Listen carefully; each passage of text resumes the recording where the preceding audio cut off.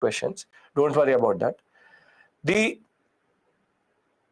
most important discussion which was left that day, or something which we need to now start, is constitutional development.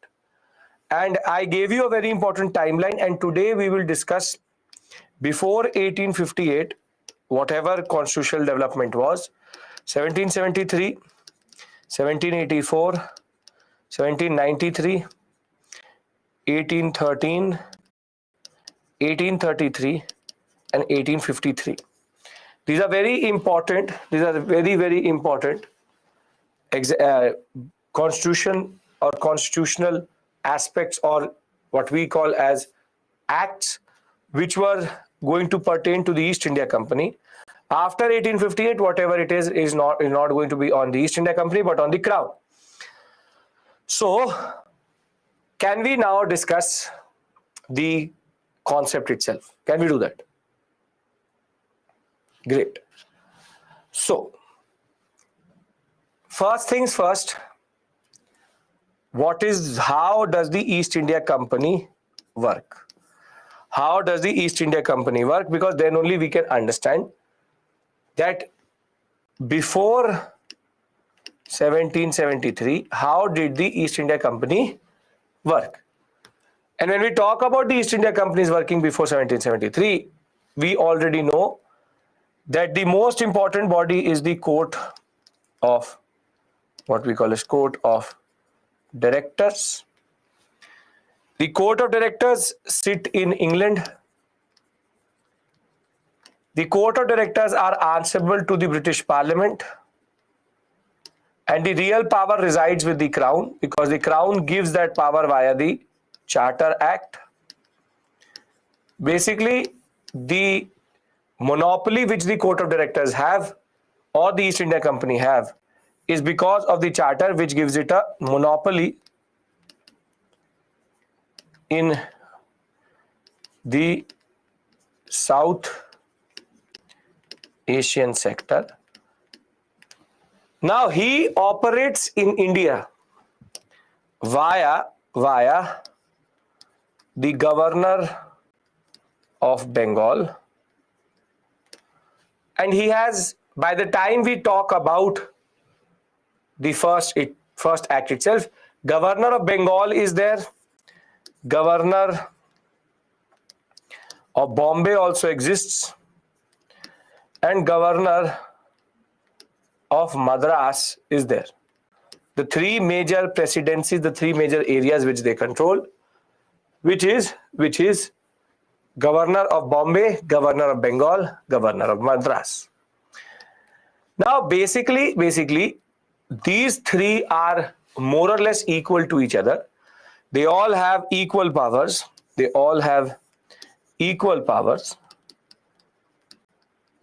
Bengal means Calcutta, Madras and Bombay. Calcutta is in Bengal. So they have more or less equal powers, and they all are answerable to the Court of Directors. But the most important personality, or the preferred first among equals, if you want to say, would be the Governor of Bengal. And this person, the first Governor of Bengal, would be Robert Clive. So before 1773, this is the basic structure. You have others, but they are not important to our story. You have Monroe, you have Lawrence, but the basic point is Robert Clive was the first Governor of Bengal, and they exercise power in this specific way. And the basic point of the matter is that power is concentrated with the Court of Directors, which this part is in England and this part is in India. This is the Indian part and this is the England part. Indian subcontinent and England. So first you tell me, do you understand this structure? Do you understand this structure? You do? This concept very, very clear. Now, there's a problem. The problem is that by 1773, after getting the Diwani rights, the company ceases to be The court of directors are not part of the parliament. They are answerable to the parliament. They are answerable to the parliament. This is the whole private body which exists. This is the whole private body which exists. But they have to be answerable to the parliament because the power of the charter comes from the crown. Now, Diwani rights have been given, and by 1773, 1772, when Warren Hastings will land in India, the problem is very simple. The problem is very simple. The East India Company ceases to be a commercial body, but rather now has administrative powers, and technically it has become a territorial power. Territorial power. So the Diwani rights, which give them the Diwani of Bengal, the right to collect taxes from Bengal, Bihar, Orissa. By 1773, they have a problem because now East India Company, a private company, technically has territory in its control. So the parliament now starts to feel that Robert Clive has become too out of hand. He is technically, literally, Clive started as a beggar, but now had become a literal lord in England. And the East India Company stock is held by a lot of the MPs also. That is also true. The court of directors are chosen by the shareholders to lead the whole system. But the East India Company stock is held by MPs also. And they believe that Clive is acting very ruthlessly. And as it is in 1769, 70, there had already been a famine in Bengal. So basically the parliament believes that too much private trade is happening, too many problems. So they say that now comes the time to regulate the East India Company. The time has come to regulate the East India Company. And that is why the first act is called what?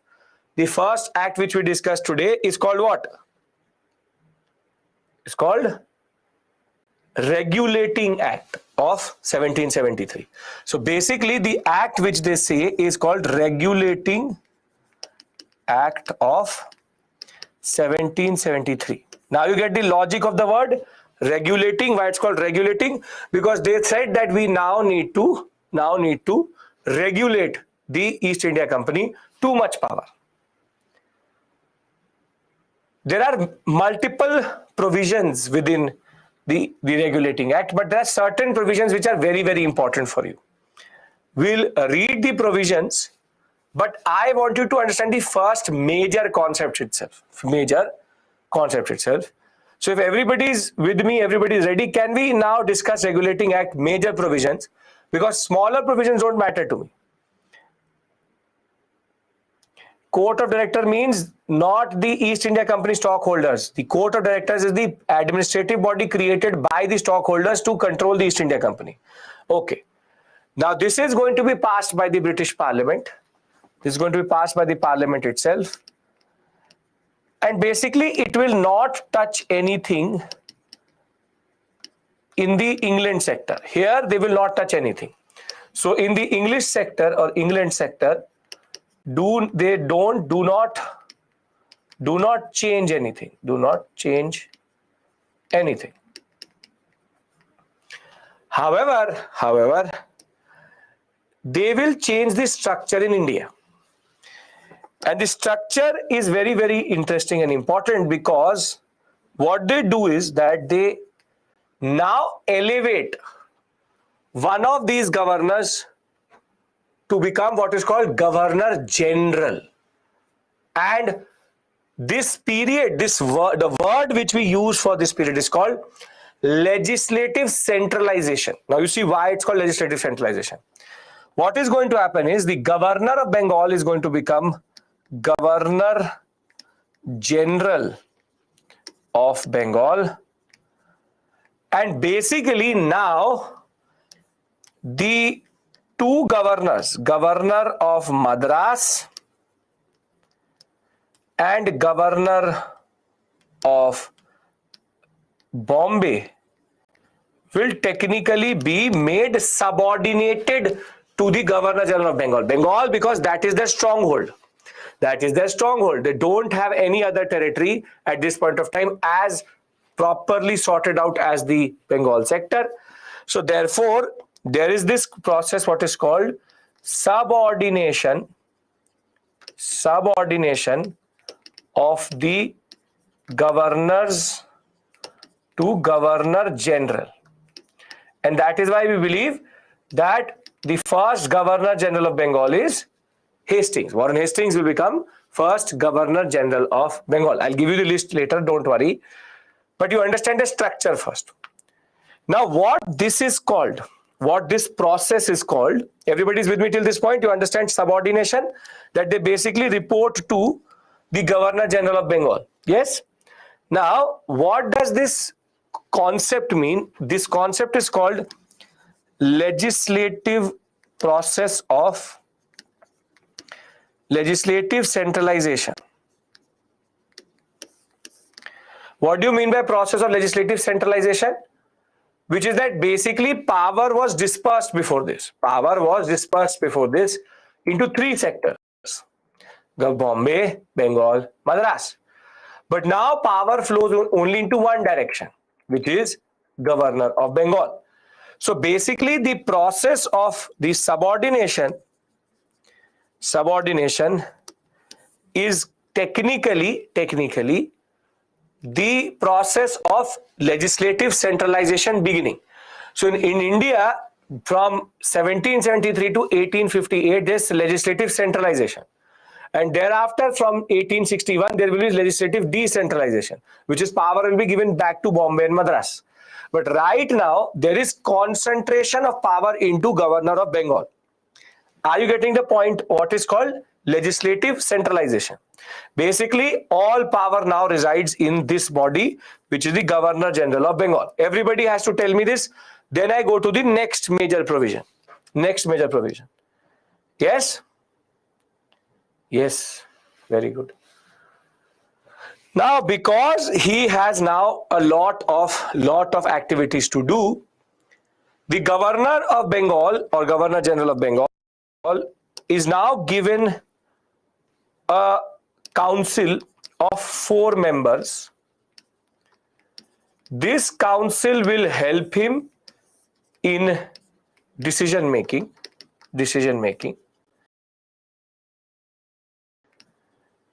And basically, the Governor General of Bengal will have like a committee. So it is Governor General of Bengal plus 4. This is now technically called the Government of India. This is called the British Government of India.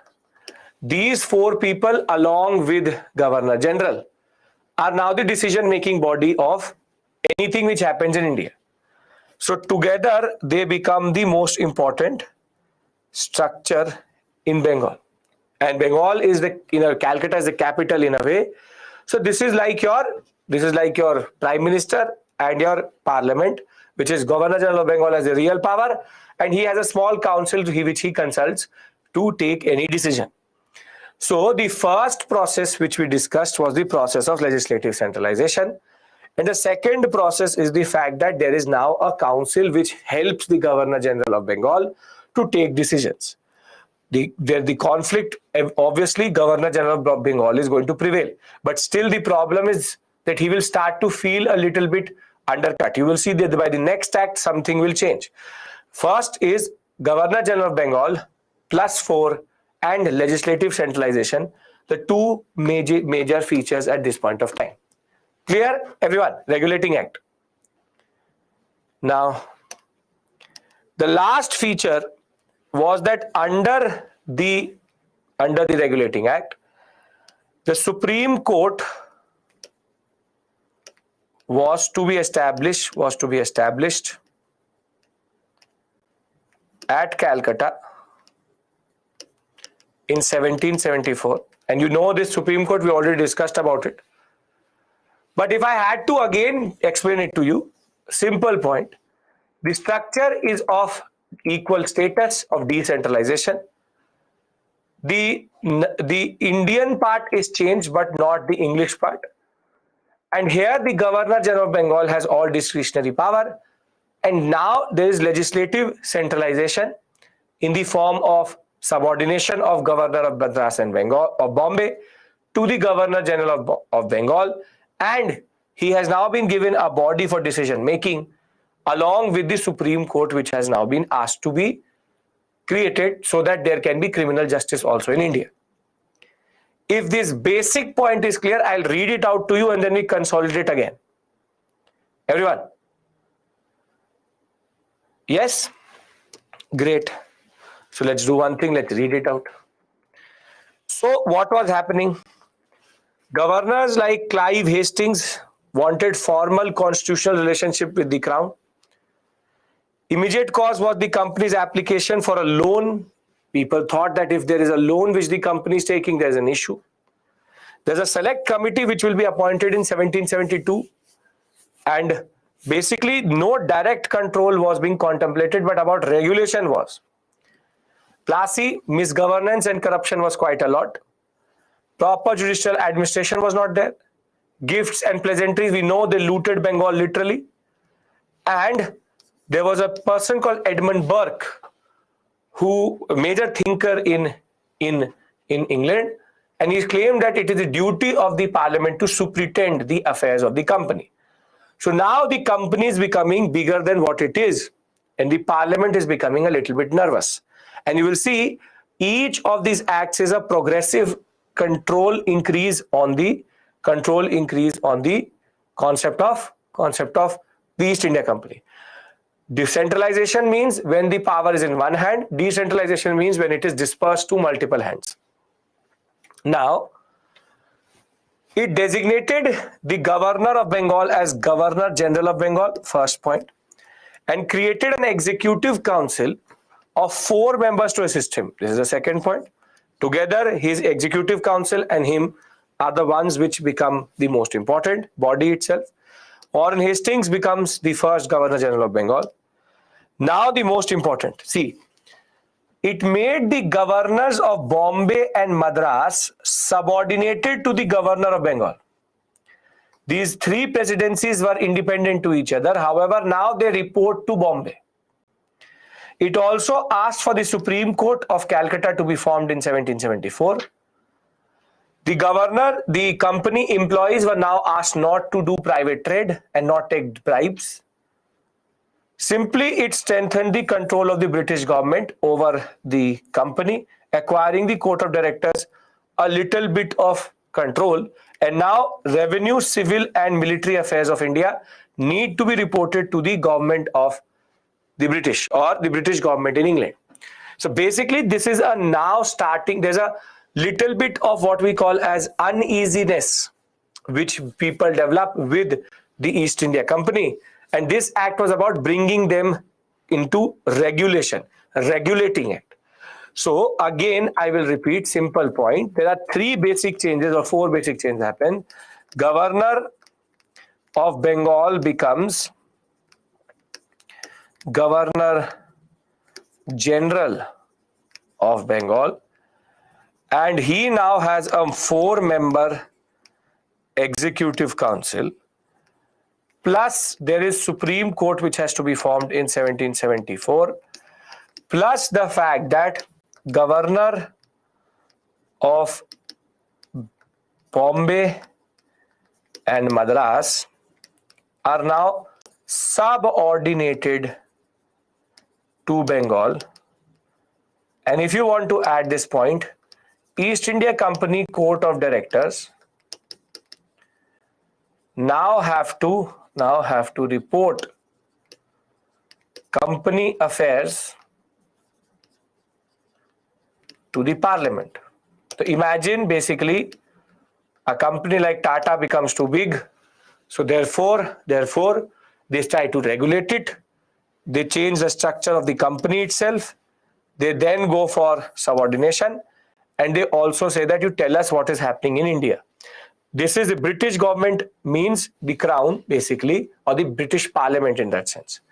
So simple point, again repeating myself through Basic point. This is what the East India Company used to look before the 1773 Act. And now, basically, they've changed the whole structure into this, which is Court of Directors remain. However, in the Indian sector, legislative centralization has begun, which is the concept of centralization of power into Bengal. There are Executive Council, which is there. This one is the Executive Council, EC, and the Governor of Madras and the Governor of Bombay have now got subordinated, and the Court of Directors now need to report to the East India Company activities to the Parliament. I'll make these two structures together before 1773 and after 1773. Simply Court of Directors remain the same. Court of Directors, Court of Directors. Here it was Governor of Bengal, Governor of Bombay, and Governor of Madras. But now there is only the Governor General of Bengal, and these two come under the Governor of Bengal. So Bombay Governor and Governor of Madras basically are now under him. He has a 4-member body which is called the Executive Council. Now, does it make sense? Can we learn this and then move forward? British government in England means the British Parliament, and British government in India means this: Governor General of Bengal plus EEC. Prior to 73, the Court of Directors were answerable to the Parliament. Not that much. It was a private body. Nobody really cared. It's only after the Diwani rights that they become very conscious of it. Can I now tell you how to learn these provisions and then we move on to the next one? It's just a gradual progression. Everyone, come on. Can we learn this? How do you remember it for the examination? Now, the way you learn it for the examination is via what are called codes. So, for example, if I had to make a code for this exact thing, this will help you in polity also. 73 LC SC GGB plus 4 technically will be a code which will tell you each and every major provision. How? 73 is the Regulating Act. This is legislative centralization. This is Supreme Court. And this is Governor General of Bengal plus 4 EC members. So basically, yeah, the act was passed to control the growing power. So can you learn this for the exam? Does it give you the basic snapshot of the 3 major provisions? Yes? Perfect. Now the problem is that this will basic legislative centralization, the process of Governor of Bengal and Madras getting centralized into Governor General of Bengal. Supreme Court has been formed in 1774, and Governor General of Bengal is a new position which is created with 4 members of Executive Council. There's nothing here. You just have to remember this basic point. Nothing more, it's not even complex. There's nothing here. Can I move forward to Pitt's India Act? Okay.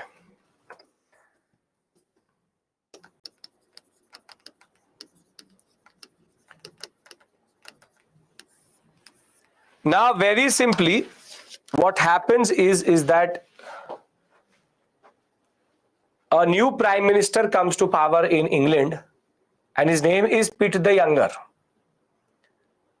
William Pitt the Younger. No member in this is Indian. Don't fool yourself.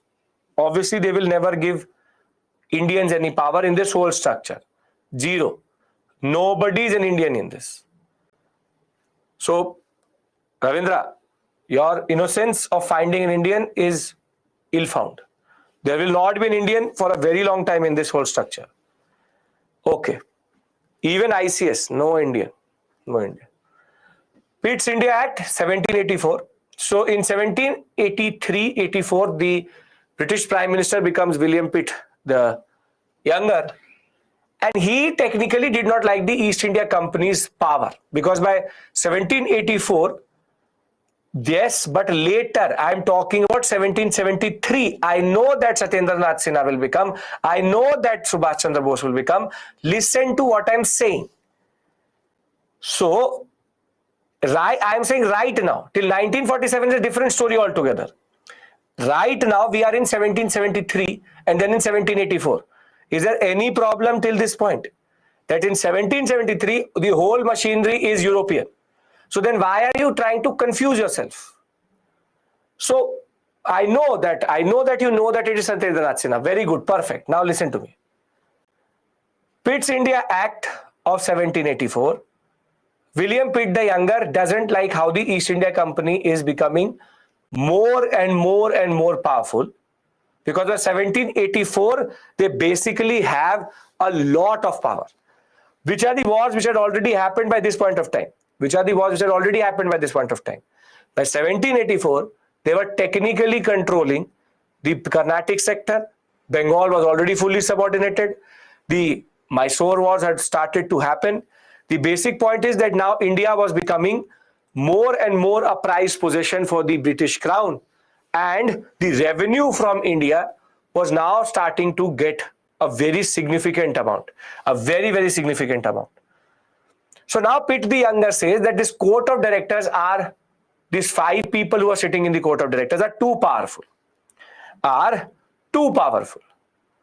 So now Pitt will not touch India, but rather change the structure of the East India Company itself, which is that before this act, before 1784, what is the structure? You have court of directors, then you have the Governor General,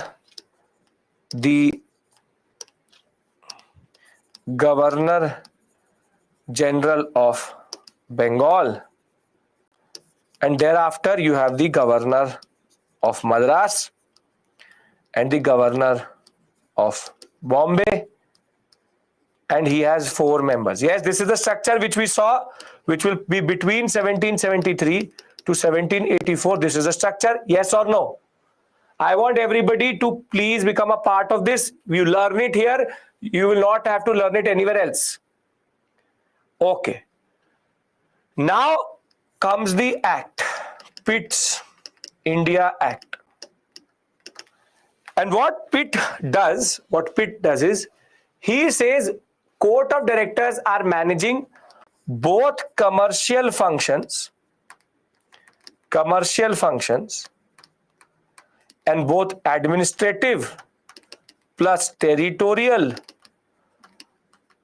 plus the political decisions. Basically, because the Indian sector is becoming more and more complex, the same body is controlling commercial, same body is controlling general administration. Is it ever good to have revenue and general administration together? The same body has revenue also and has the general administration also. No, this is called separation of power. So what he does is that via the Pitt's India Act, he creates one more body which is called the Board of Control. And now the East India Company structure looks like this, which is these 2 bodies together will now govern the Board of Control. Now will now govern the East India Company in England. So we call this BOC and we call this cash on delivery, COD. So Court of Directors and Board of Control. Now there's a dual control in England. So let me now revise the structure. The revised structure basically is Board of Control the board of control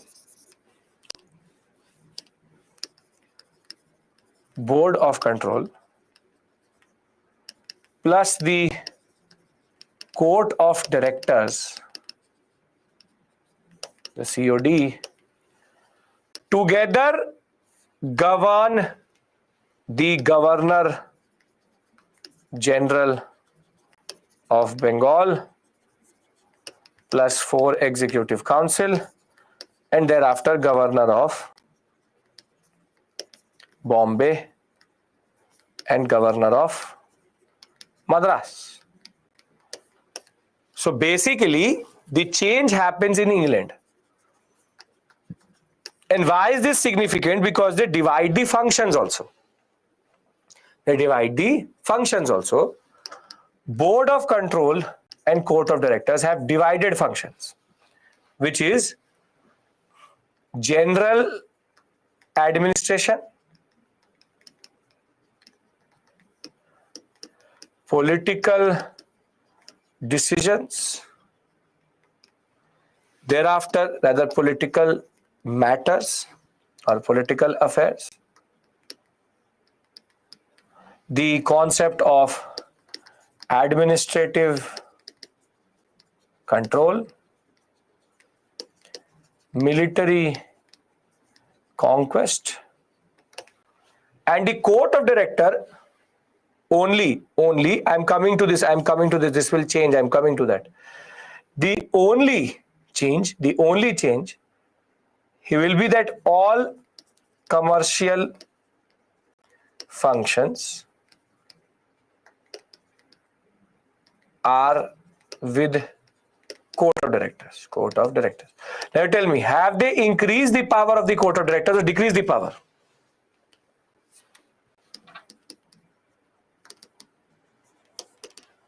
They've literally decreased the power.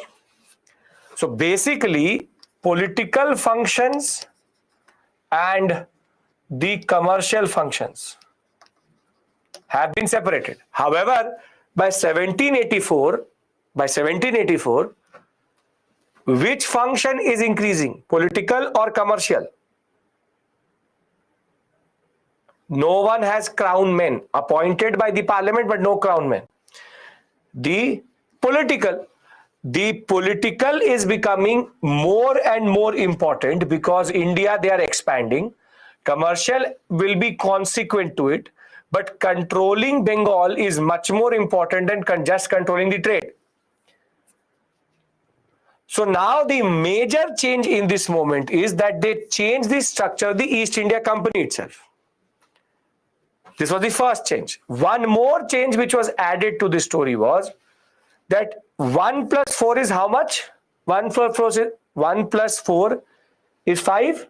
It's an odd number, even number. It's an odd number. So in odd number, 3 plus 2 can happen. So now the Governor General was getting irritated by the way 3 members could be against him. So what they did was that they reduced it by 3. They made it 3. They reduced the members to 3 members. So they took one away. So that now how much does it become? From 5 it becomes 4. 4 is even. And now when it is even, basically Governor General can prevail anytime. So there are 2 major changes which happen in this story, which is the Board of Control and the Court of Directors which are formed. And second, that the Executive Council, there's a reduction by 1 member and the reduced number of members is 3 members, basic point. And this was again 5 to 4 because the 3 members could outnumber even the Governor General. Even if the Governor General has a veto, as an extra vote, still it was deadlock, 3 plus 3. Now Governor General can prevail easily. If the Governor General easily prevail, because if there are 4 and if he has an extra vote, basically he can prevail. Before this it was 5 or 6. Simple point is 3 plus 2 people could block the Governor General. Now the Governor General cannot be blocked in decision making because it's an even number which includes him itself. So one member will for sure be with him, and the third member, if he does not agree, he will just use his extra vote in that sense. So the logic is to keep it even. Even keeps it the Governor General way, and the power of the Executive Council is to not too much. So when we talk of the Pitt's India Act, when we talk about the Pitt's India Act, the context is very, very simple. The context is that simply the act was the stepping stone of British rule in India, whilst the parliament is now going to fully control the way the East India Company is more or less operating. Named after the British Prime Minister William Pitt the Younger. The 1781 small regulation, there was a amending act to the 1773.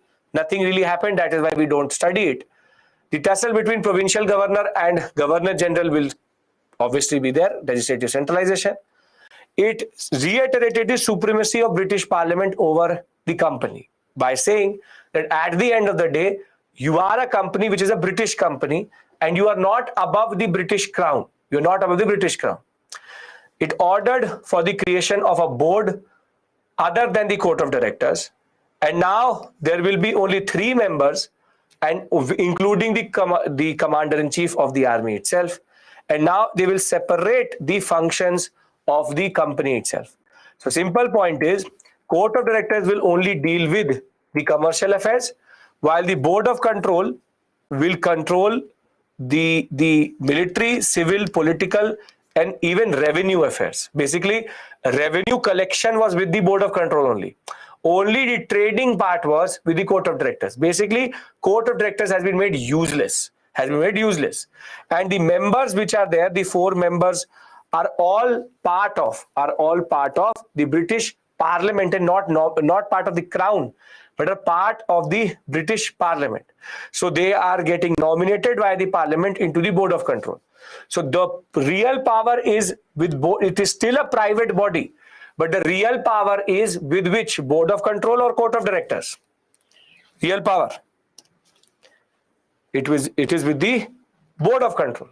Board of Control actually controls everything. Simply, I will again reiterate this and again try to do it. Simple point is, now there is a dual control in England. Board of Control, Court of Directors. Now they control the Governor General of Bengal, plus he has now only 3 members.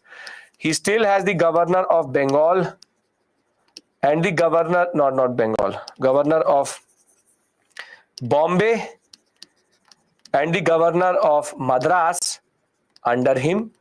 Simple, Board of Control is the body in which the government appoints members, and it controls everything from political to revenue to military to administrative.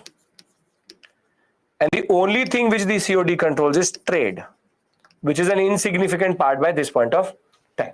Commander-in-Chief of the army itself. So I hope that you are able to understand this new change. Everyone, make sense? Everyone, come on, because then I give you the code to learn it. Yes, I'll give you a summary in the end. Don't worry. I hope everybody is following this progression. There's a rising control of the parliament. Are we able to imagine this, that the East India Company is becoming bigger and bigger and bigger and bigger, and therefore the British Parliament is becoming more and more nervous that the East India Company is becoming technically like a parallel power itself. So how do you learn this whole structure? Simple point. You will remember 84 BOC COD GGG GGB plus 3. So we have now learned 2 codes, and I'll tell you how to remember the codes itself. Simple. The first code was what? 74 LCSC GGB plus 4, and now it is 80, not 74, 73 84 BOC COD GGB plus 3. Basically, we added the 2 major changes into the whole system. Here, there is a reduction of 1. And if you want to ever remember these 2 acts, 73, if you add 1 to each one of them, how much do you get? 84. So 7 plus 1 is 8, 3 plus 1 is 4. So you don't need to even remember that it is 1773 and 1784. That is the trick to learn the basic change here. Plus 1 plus 1. One member taken away and 84 BOC, COD, GGB plus 3. Are these codes making sense? I hope it's helping you, because this is something which comes in polity also. Right? Okay. Perfect. Perfect. Now come the Charter Act, but I need to discuss something with you. Is everybody with me till this point? Then we discuss the concept of charter first, and then we'll discuss Charter Acts.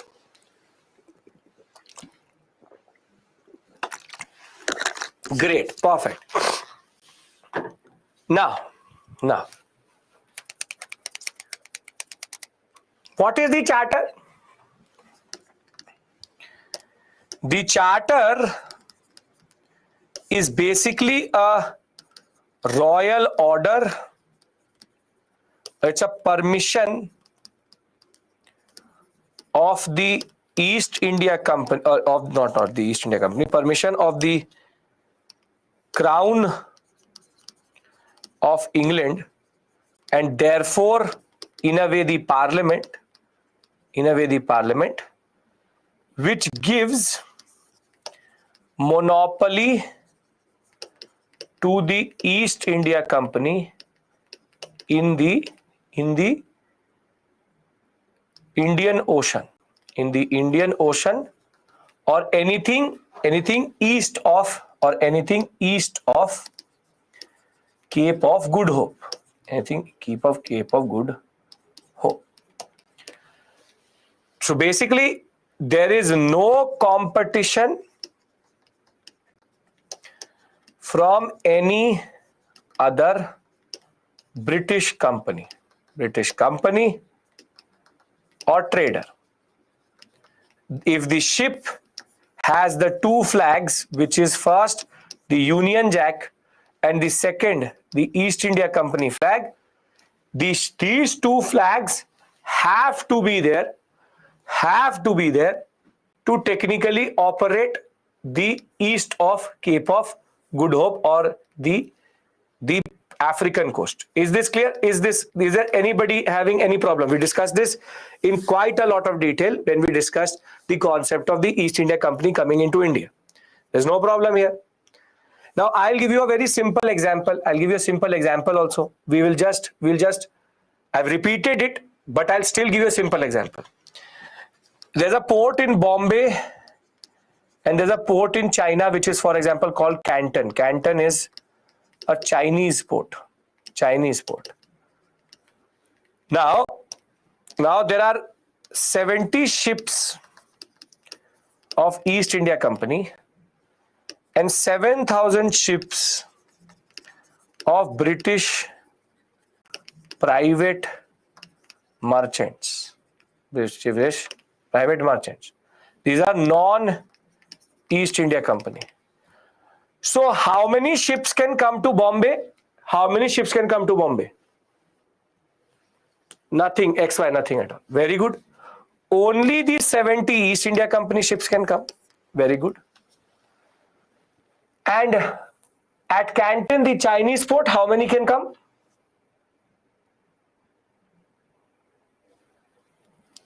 Again 70, because East India Company has a monopoly. And simple point is that these merchants, they are not allowed to operate in East Indies, or what we call as Asia. There's a proper monopoly, and the two monopolies is called the Indian monopoly, and the Chinese monopoly. These are the two basic monopolies which really matter. So now you are seeing the Charter Act in its true form. I hope now Charter Act is not a problem.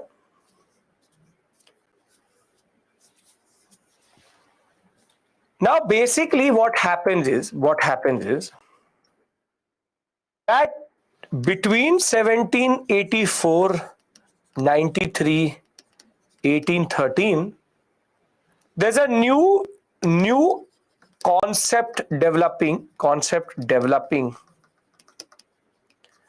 in Europe based on one thinker. You know the thinker who changed economics forever? I'll read it out, Yuvraj, don't worry. First understand. I'm not even discussing 1793 right now. I'm just discussing charter with you. Very good. During this period, there will be a person called Adam Smith who will become very, very important. And he'll write a book called The Wealth of Nations. And in The Wealth of Nations, a book written by Adam Smith, what is called Smithsonian or Smithian Notions of Economics, he will say that government intervention into trade is a bad thing. And basically, there should be free trade. Free trade means let the market decide the players, losers, and winners. Basically, the state should never be involved. And this you would have heard in some way or the other called laissez-faire trade. Laissez-faire trade, which is the laissez-faire is nothing but French for free trade. And this idea is now developing. And technically the concept of non-interference into trade is now going to become an important concept. And now the East, if this is the free trade lobby is going to develop, would they be really happy about this arrangement that only 70 ships can go and 7,000 ships can't? They won't be. They will literally hate the concept that the economy of India, the market of India and the market of China, only one company can access.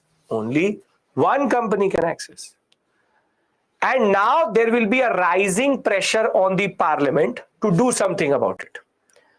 However, in 1793, they don't touch this privilege. However, they add a concept that now we will review this discussion or we will review this charter or this privilege every 20 years. And that is why you would have seen that now charters will repeat at 20 years, 1793, 1813, 1833. They will say that we want to hold on to this concept as of right now. Both monopolies will remain, but we will review this decision every 20 years now.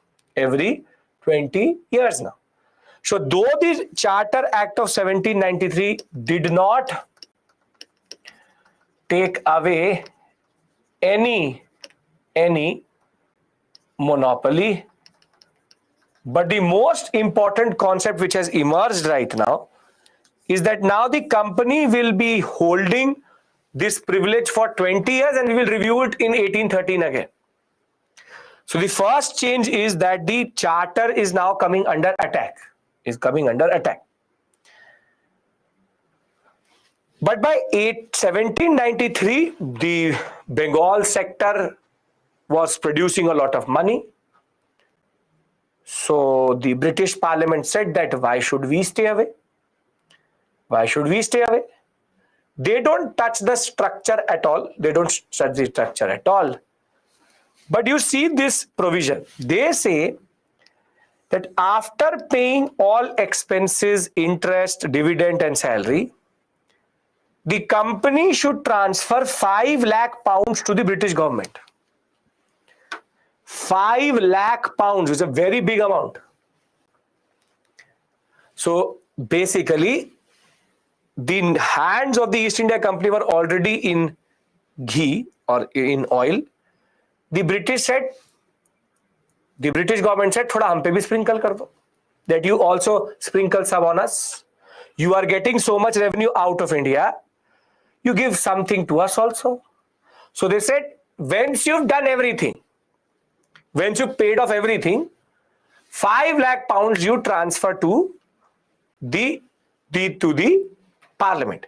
This would account for what in larger economic history for us? This would be under what? Home charges. So it is technically a channel of what? It's a channel of drain. Very good. So now you understand why we were technically paying for our own colonization.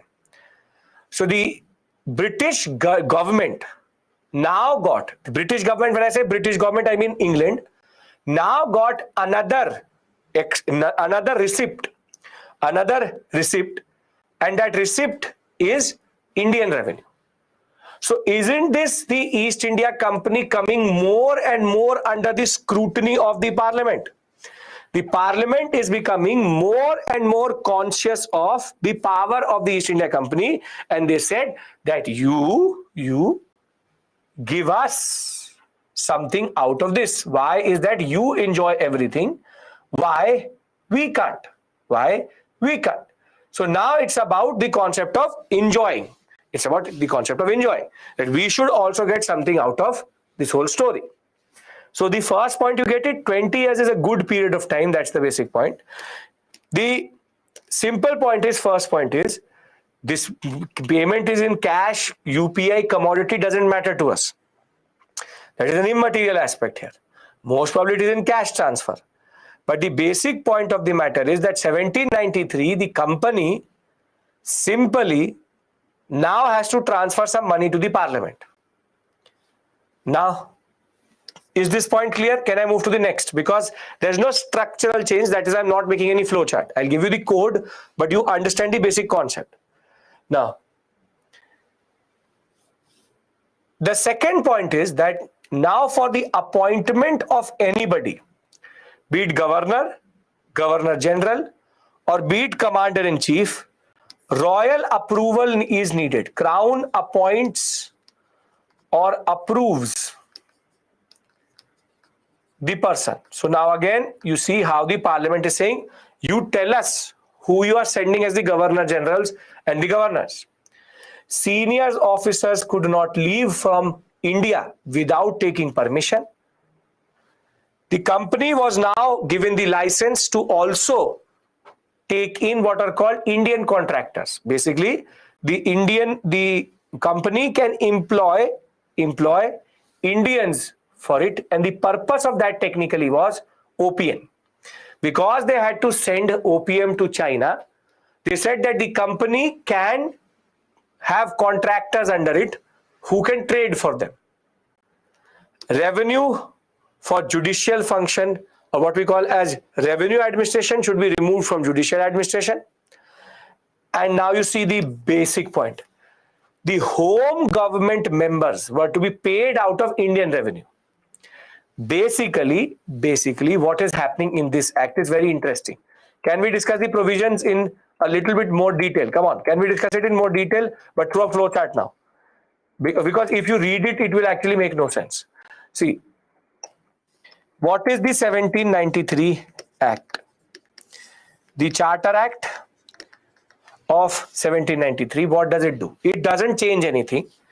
The BOC exists, the COD exists. Both together control the Governor General of Bengal plus 3 members. And he has control over the Governor of Bombay and Governor of Madras.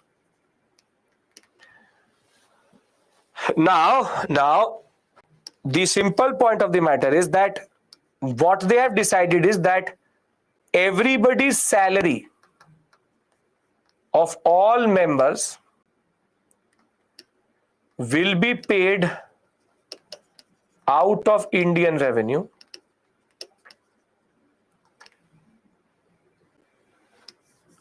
all appointments should be approved by the crown, and the board of control will transfer 5 lakh pounds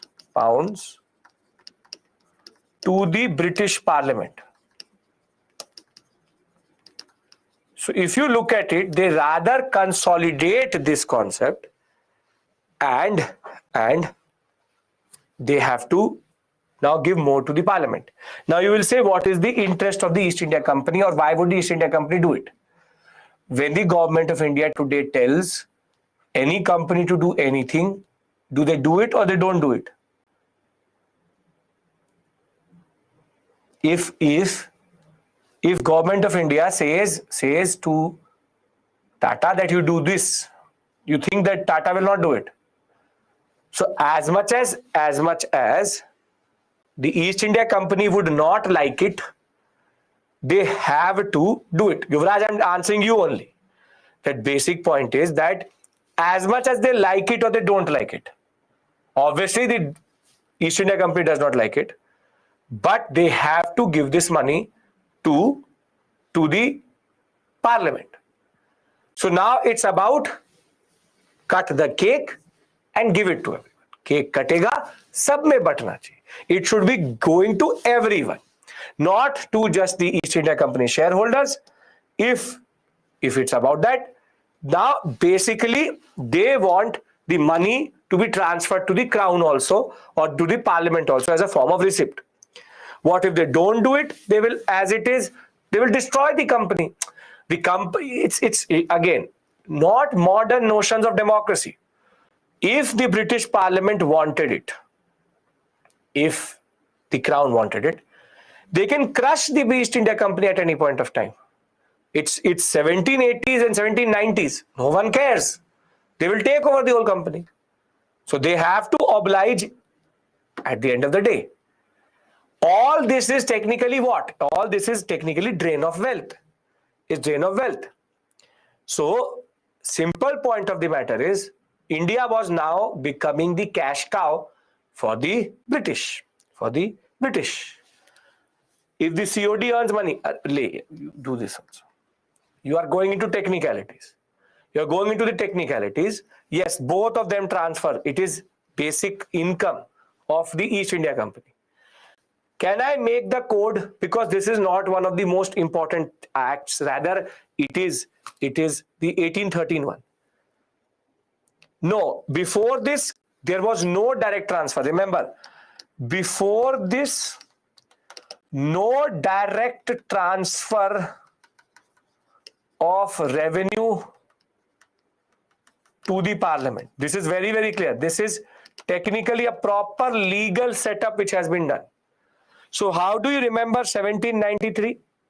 Basically, it's about, yes, getting more and more involved into that story. Governor General of Bengal is controlled by the BOC and the COD both. It's not just BOC, it's COD both. Now, here you remember 93, 5 lakh pound, Parley power, and this should basically suffice for the larger concept. You don't have to go and write each and everything down. The two things is Parliament's power is increasing because of the crown appointment and the transfer. If you want, you can add one more to it. 93, 5 lakh pounds. Parley means Parliament, power up. Salary, India. Or you make it even more simplified. 93, 5 lakh pound. Parley up. Sign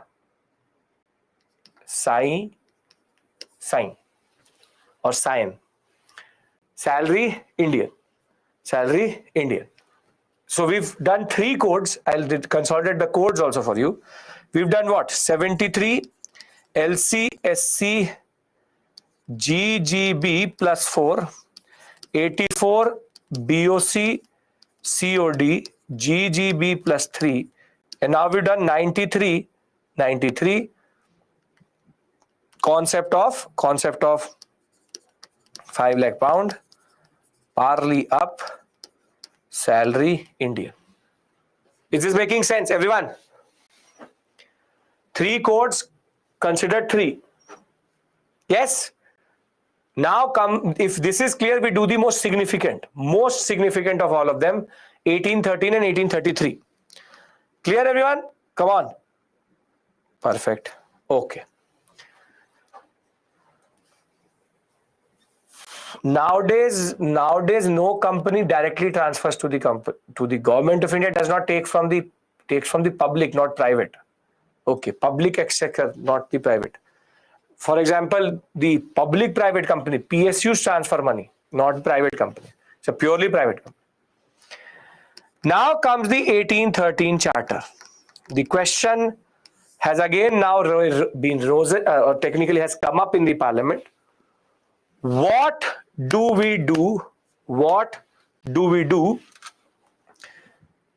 with they can ask you a mains question. Why not? They can ask you. I'll tell you what question they will ask you, not this. I'll tell you what they will ask you. They'll not ask you discuss the provisions of. They will discuss the larger connotation of what is happening. I will discuss that with you. Don't worry. So 1813, there will be a major change, which is that finally the free trade lobby will prevail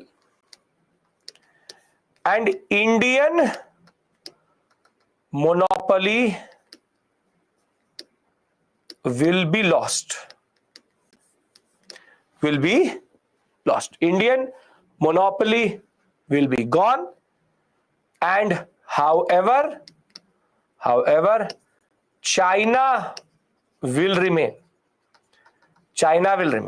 Again, Bombay and Canton, which is China, 70 ships, 700 ships, 7,000 ships. East India Company, non-East India Company. After Charter Act of 1813, what is going to happen? At Bombay, how many ships can come? Very good. 70, which is 7,000 plus 70. However, Haveli will go to Canton. Very good. Still 70. Basically, Bombay is now open to everyone. Every British trader, anybody can now come to Bombay and trade.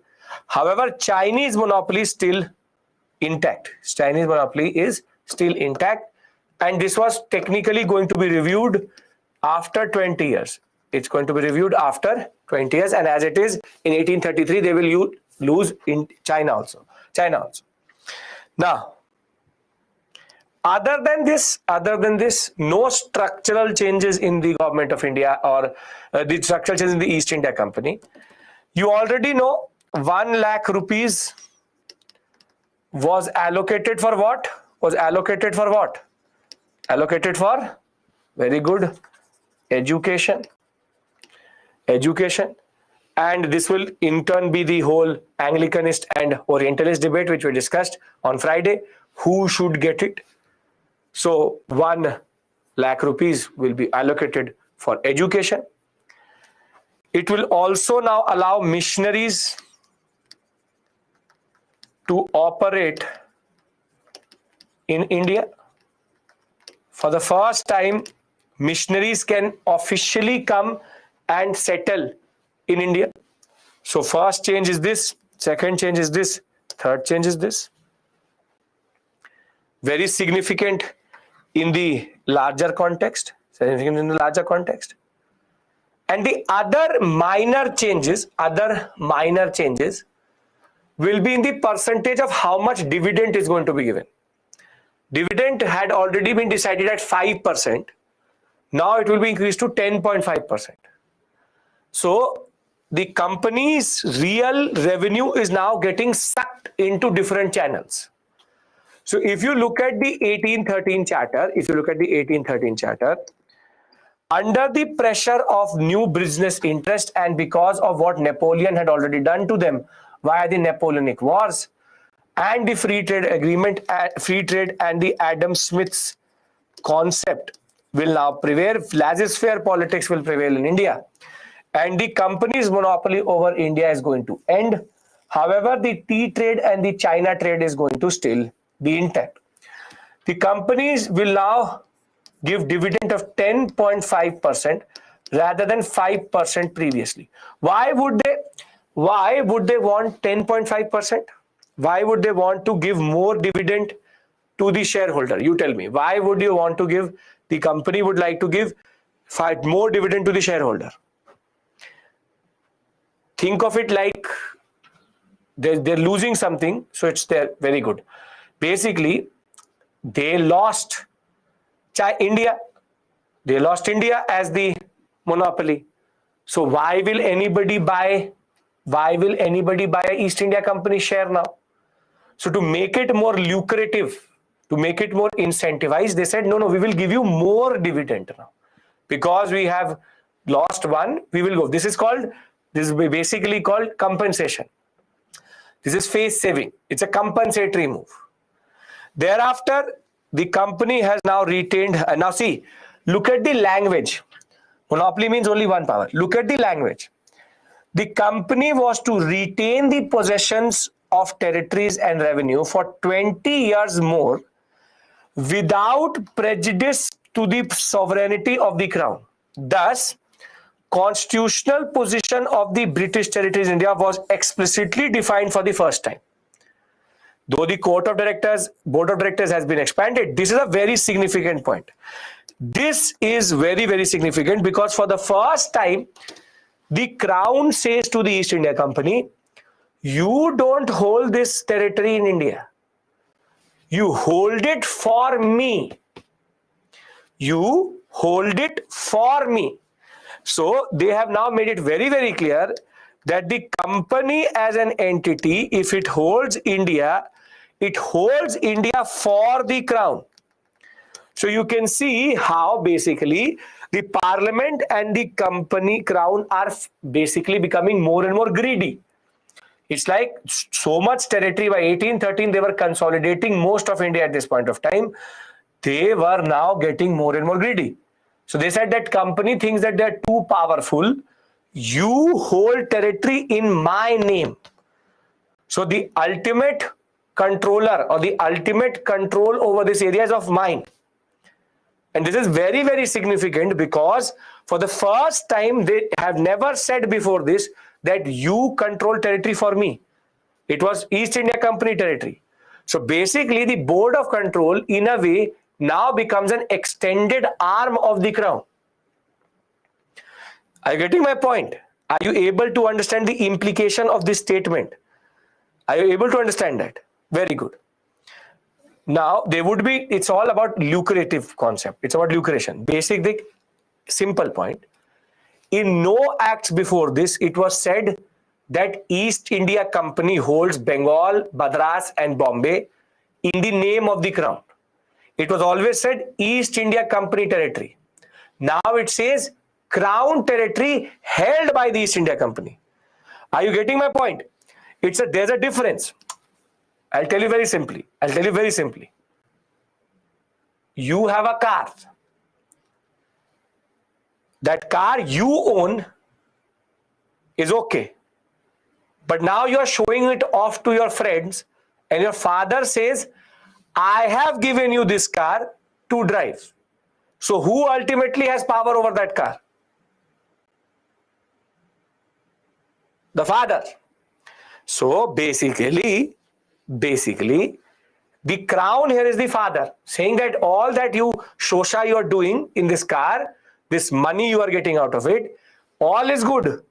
Now you are technically holding this car for me. Or I am the ultimate owner of this car. Prejudice means that the crown will right now not push its sovereignty over it. It's technically now the question of sovereignty. Who has power control over it? They said East India Company can hold it, but the prejudice or the ultimate sovereignty is of the crown. Is this point clear? It's a technicality. It's not very specific. It's a technicality. Okay. Now, 1 lakh rupees for the revival promotion of literature, science and technology for the natives, as we know, education. Missionaries can come to India for the first time and preach Christianity. Separate accounts for the commercial transactions and the territorial transactions, which is that board of control and court of directors will have different accounts also. But one of the most significant one, which is subdued but significant, is this one. Regulations made by the Council of Madras, Bombay, Calcutta should be laid before the British Parliament. Once that is approved by the British Parliament, it becomes law. It becomes law. 10.5 dividend is to attract more people because they've lost a monopoly. Now, what does this mean? What does this mean? See, can I talk about the implication of that point? 1813, can we discuss that point and move to 1833? Okay. Now, Fleur, please understand this. See, board of control is there, court of directors is there. Both control the Governor General of Bengal plus his 3 executive council. And thereafter, Bombay Governor and Governor of Madras. Now, simple point is, 1813 as it is takes away Indian monopoly, gone. Indian monopoly gone. China still there. China still there. Missionaries can come, no issues. But a very interesting point here was that now both will have separate accounts. And the expenditure out of these accounts will be separate. Because what was happening was that court of directors were using the money of the board of control. The board of control were using the money of the court of directors. They were rising conflict. So they have separate accounts. But the most important point here is that, for example, the Governor General of Bengal, the Governor of Bombay and the Governor of Madras, they have an act in mind. For example, there's one law which they want to pass here, 2 laws which they want to pass here, and there's 1 or 3 laws which they want to pass here. Previously, what used to happen was they pass it and the Executive Council says approved, it becomes law. Governor Madras says this is the act, regulation, it was law. But now what is going to happen is that this 3, 2 and 1 needs to be sent to the Parliament. Now these all acts will only become law. These regulations will only become law if Parliament approves. So only when the Parliament approves these acts and sends them back, it technically becomes an act. Imagine that every state, if it had to pass a law in its own territory, it had to send the act to the Parliament or the Lok Sabha. Only when the Lok Sabha agreed to it, then that act was considered to be passed. That we have that system also, wherein the president has power or discretionary authority with regards to certain acts which come through ultra vires and all. But basic point is, this is the basic concept here, that the East India Company now cannot even pass a law without showing it to the Parliament. So basically, before this, the Parliament was standing behind the East India Company. Now the Parliament is literally holding the neck of the East India Company and saying, you show me what you've made, then only I will let you pass it. I will only let you make it a law once you show it to me. This is a significant change because this was not previously there. Parliamentary scrutiny, that's a very good way of saying that, Chaluvadi, that basically the East India Company is now becoming the French East India Company. That it is now having more and more crown intervention, parliamentary intervention. which is that they want to check what are they doing in India. What are they doing in India? So 1813, can I give you the code how you learn it? Very good. So how do you learn it? How do you learn it? 13, write India and cross it. India gone. Thereafter 1 lakh education, missionary, law to parliament. So how do you now summarize this? How do you summarize this? 13 India gone, 1 lakh Missy Lapa, or Lopa, whatever you want to call it, or Laura, whatever you want to call it. Simple point is Indian monopoly gone, 1 lakh for education, missionaries can come into India, law has to be given to the parliament. You can, if you want to add China, you can write China. Why not? That's not an issue. This is basically undermining the supremacy of the East India Company. Perfect. Yes. Are you getting my point? We add another code. I will give you the summary in the end. Then only we take the break after we finish this section. Can we move on to 1833? Yes. Now, when we talk about 1833 changed the Indian structure quite a lot. 1833 changed the Indian structure quite a lot, but which will change the nomenclature itself. So 1833, China will also be lost. Chinese monopoly will be gone. And now all 7,070 ships can go to China also. What is more interesting is that now the nomenclature will change in India, and Governor General of Bengal will now be designated as Governor General of India. The word India will be used for the first time in the designation of the Governor General, and he will have his 3-member executive council. But now the Governor of Bengal becomes a different position. For a very long time, Governor General of India was also the Governor of Bengal, but this is now a new position which has been created.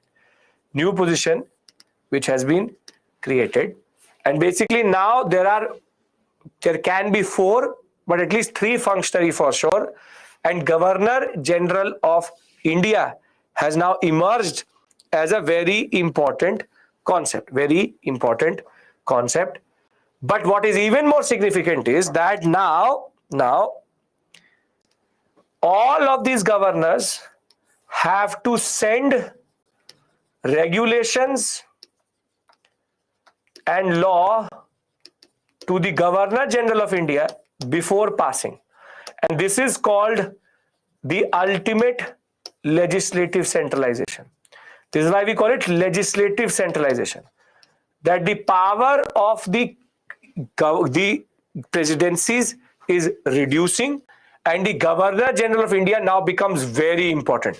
All expenditure will happen under his name. All receipts will happen under his name. Everything will happen under his name. And now the parliament basically does not change the BOC and the COD. The parliament now has made the Governor General of Bengal into Governor General of India, and it will be considered as a very important designation for the rest of our story itself, because they will add another line to it in 1858, Viceroy, but it will still be called Governor General of India and Viceroy. Separate issue altogether. But 2 major changes, one this, and one this. These 3 changes making sense. That the designation changes, I will give you the summary as it is. Designation changes, legislative centralization has now completed its process, and Chinese monopoly is also gone. Chinese monopoly is also gone. It's not about creation. By 1833, India had now come, Indian colonization was complete. Because by 1833, they're taking Punjab also. The reason they call it India now, because British India comes into existence. He is still answerable to the Board of Control and Court of Directors only. But the name has changed. It's only the designational change. It is not from Governor General of Bengal to Governor General of India. The designation changes, nothing more. Right? So this person will send it to the Board of Control and the Court of Directors, the laws, and that will go to the Parliament, will come back, and then will come back to the Governor General of India. I'll make that structure. Are you able to understand the basic changes? 3 basic changes. China gone, legislative centralization, designation. Then I'll give you the smaller details and then we summarize everything. Governor General still under the company. Nothing changes here. Still under the company. Only name changes. From vice president you become president. Nothing more. The name changes, the structure remains the same. Are you getting my point? I'm coming to this. First process is the change of name. Second process is the fact that there will be now Chinese monopoly gone. Third is much more significant, which is that now, before this, they used to see, before this, that individually used to send the Parliament the acts. Now they will not send it to Parliament, they will actually send it to the Governor General of India first, and he will send it to the Parliament. He will send it to the Parliament. See, you read the articles. The 20 years lease of the crown with regards to China was now fully gone. They will lose their Chinese monopoly. All restrictions of European immigration and acquisition of property in India will be lifted. This will pave way for proper colonization. Now plantations will develop. Now tea plantations will develop. The Nij system, the Rayate system will now start to sprout up even more. In India, a financial, legislative and administrative centralization of government were envisaged. The Governor General was given the power to superintend, control, direct all civil military affairs of the company. This is the Governor General of India. Bengal, Madras, Bombay, all were placed under the complete control of the Governor General of India. Complete control of the Governor General of India. And Bentic. And you have all revenues to be raised under the name of the Governor General, who has complete control on how he spends it. The governments of Madras and Bombay were, the power of the government of the Madras and Bombay were drastically deprived of legislative power and left with only the right to propose laws to the Governor General and not even pass them. A law member was now added to the Governor General's Council for professional advice with regards to how to make laws. And now the biggest joke of the century out of this. Biggest joke of the century. They said no Indian citizen was to be denied employment under the company on the basis of religion, color, birth, descent. However, we all know what was the reality in India, which is at the end of the day, this is called the joke of the century because they actually never went through with it. Actually, they never went through with it. They only said it in paper. And that is it. See, a lot of you are confusing yourself. The first Governor General of India is Bentic, not Warren Hastings. That is Governor General of Bengal. I'll write it down. The basic point is they will assert that we will not discriminate, but basically they are known for their discrimination. And the administrative steps will be taken for the abolition of slavery. I will discuss with you this provision when we'll talk about social justice reform movement. So how does the whole system work? Can I, in a way, give you the first summary of the charters and thereafter discuss the 1833 and then give you the code and then summarize all of them till this point? Don't Google it. stop doing this very bad habit. I am telling you, when it is Governor of Bengal, it is Clive. When it is Governor General of Bengal, it is Hastings. And it is Governor General of India, it is William Bentinck. Not Hastings. Hastings would technically not be alive by that point of time. So please stop Googling things. Governor General of India, Bentinck. Last Governor General of India is a wrong statement itself. It would be last Governor General and Viceroy of India. That would technically be Mountbatten. But don't go to 1947 straight. Simple point is Clive, Hastings, Bentinck. Can you remember this much? I was going to give you this list, but somehow there is an internal confusion which is being created within yourself. So I'm trying to give you the basic facts here. And basically, the first Governor General of India and Viceroy is going to be Canning, Lord Canning. These are the four basic points. Clive, Hastings, Bentinck, Canning. Canning will come in 58. Now, okay, see, listen to me.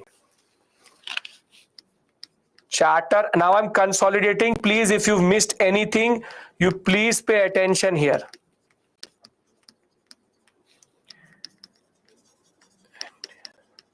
China.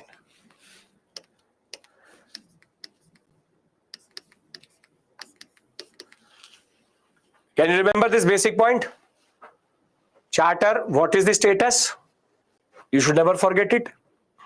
Never forget it. Very good. Now,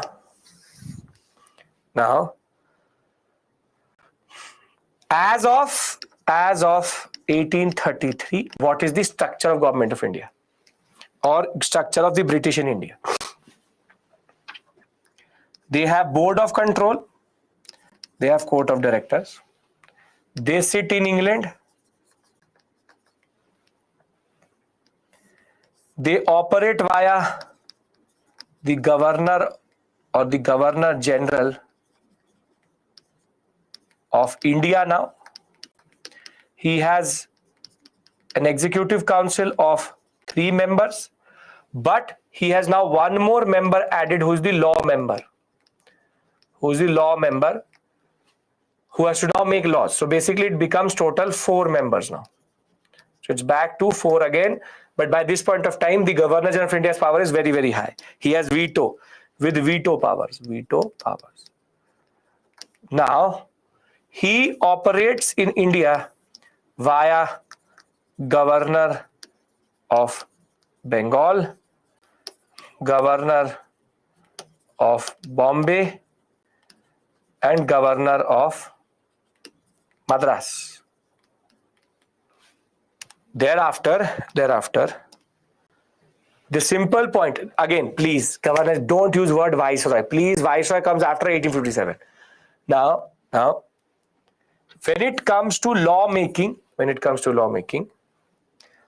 all governors can only recommend and propose laws to Governor General of India. No law making power. The system is very simple. Now they propose something to the Governor General of India. He will then consult it with the Parliament. When it comes to laws, will be consulted. But basically the direct link between Governor of Bengal, Bombay and Madras is now fully gone. He becomes the real power center in India. Now is the structure clear, everybody? Is the structure clear? Yes? Great. Very good. Now, if we had to make a code for 1833, China gone, GG India, which is GGI, legislative centralization up, and simple point is that there is the concept of parliament also up. That is it. Only recommendatory authority, not even passing authority. So I'll write all the codes down together once we've done 53. So can I move to 1853 as the last major act which pertained to the East India Company? You can add, if you want to add, one law member, one LM, if you want to write that. Okay. Now, the Charter Act of 1853 had two major concepts. First is that it's changed the strength or reduced the strength of the Court of Directors, more or less useless. But for the first time in 1853, there was no renewal date. No renewal date. Basically, there was no date mentioned that will we renew this charter, because charter is useless now. China already gone, India already gone. So basically there is no point of this charter itself. So there was no renewal date. The company will continue to hold the possessions till the parliament says otherwise. That the parliament says otherwise, that maybe later, whenever we want. And ironically, within 5 years of this act, the parliament will take over fully because of the revolt of 1857. The company's patronage concept, which is finally something which was recommended in 1833 but never implicated. Finally, in 1853, the ICS exam is going to become open competition. Open competition, now implemented. Previously, there was a provision, but there was never any implementation. Now fully implemented. Law member will become the full member of the Executive Council, but there's a new concept which is the councils will be divided. I'll show you what. So how does the 1853 Act change everything? And this is the last where we will stop. So pay attention. What they do is Board of Control is there, Court of Directors is there. They will reduce the number here, reduce the number of members. That is a very superficial thing itself. They will operate in India via the Governor General of India. And he will have under him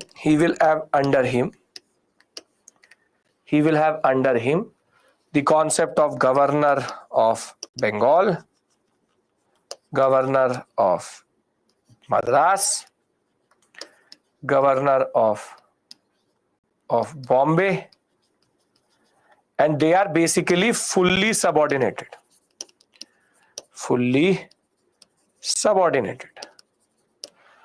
But now there's a new concept which develops, which is this new concept, that the Governor General's Council become twofold. LC and EC, which is Legislative Council and Executive Council. And this is a very important change, because before this, the same body was making the laws and implementing it. But now the Legislative Council will make the laws for India, Executive Council will implement it. So the structure at which we stop our story today is a story in which the Governor General of India has all the power in the Indian sector. The Board of Control is much more powerful than the Court of Directors in the way of power, and the whole governorship has now become useless the way it is today, which is that only as a position to hold, fully subordinated in the larger context, which is that, be it 1853, by this point of time, the real power resides in the Governor General of India. This is technically like the, yes, let's like a mini parliament in that sense. Can we agree to this structure? Because we've come a very long way in that sense. Because what I'm going to do is I'm going to give you a break here. Then I'll give you the summary so that you can process it better. Process it better. So you would be talking about 1935 Act, but you're writing it as 1835 Act. I understand the bhavana there, which is 1935 Act. When? So it is in 1935. We are in 1853. So this body will make the laws, and this body is going to execute the laws. So if I have your permission, I would like to just stop here and give you this structure. We take a break. When I come back, I discuss all codes with you and summarize everything for you. Right? Obviously not 1857 today or 1858. That's a separate discussion altogether. Done? Perfect. So it is what? It is 6:40. We come back at 6:50, and then this topic is over and we enter socio-religious reform movement. I want you to just process this, understand it, and I summarize everything in the next 20 minutes, everything, right? Summary I want to give you when you've processed it. Perfect. Perfect. So you need a summary. I will give it to you. Just process this till this point. Great. So I'll see you in the next 10 minutes. Process it. Internalize it. I give you all summaries together because you're becoming a little bit wary. I can see your energy going a little bit down. I want it to be up again, right? Drink something. Let's be back. After summary, we do social religious reform movement. Very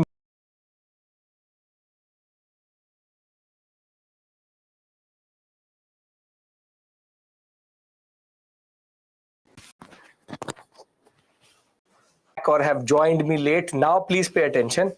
Let us do the first summarization. Can I do that, everyone? Do I have your undivided attention with regards to this? Yes?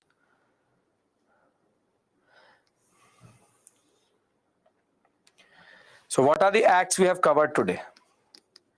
1773, 84, 93, 1833, 13, 1853.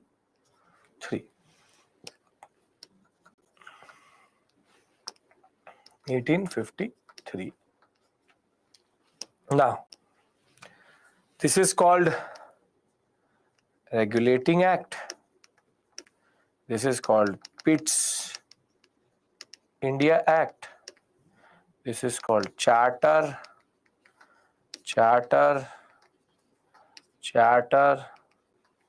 and Charter. So all of these are Charter Acts. Now, let us try to summarize their basic features. 1773, first is Governor of Bengal becomes Governor General of Bengal, plus legislative centralization as Madras and Bombay subordinated. Now, add to this Supreme Court is established and Governor General of Bengal has 4 executive members. Anybody has any issue with this story? This is Hastings. Yes, this is Hastings. Very good. Now, very good. So let us draw a line so that there is no issue here.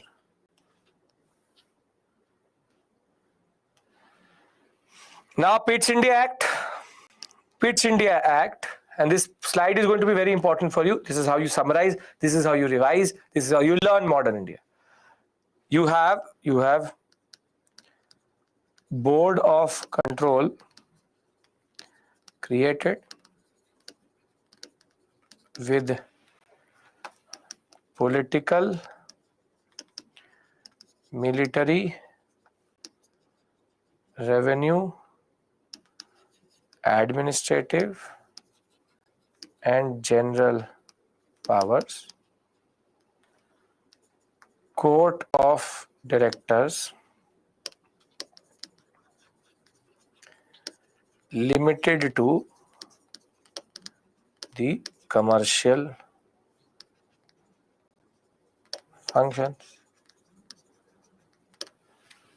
Governor General of Bengal, Executive Council, one member, reduced to remove conflict. Any issue here? Don't mix it up to say BOD. Cash on delivery and BOC, Board of Control, COD. Remember it like COD. COD, BOC, COD, BOC. Don't mix them up and make BOD. The BOD is an environment concept. The biological dissolved oxygen in water, that is BOD. Okay, very good.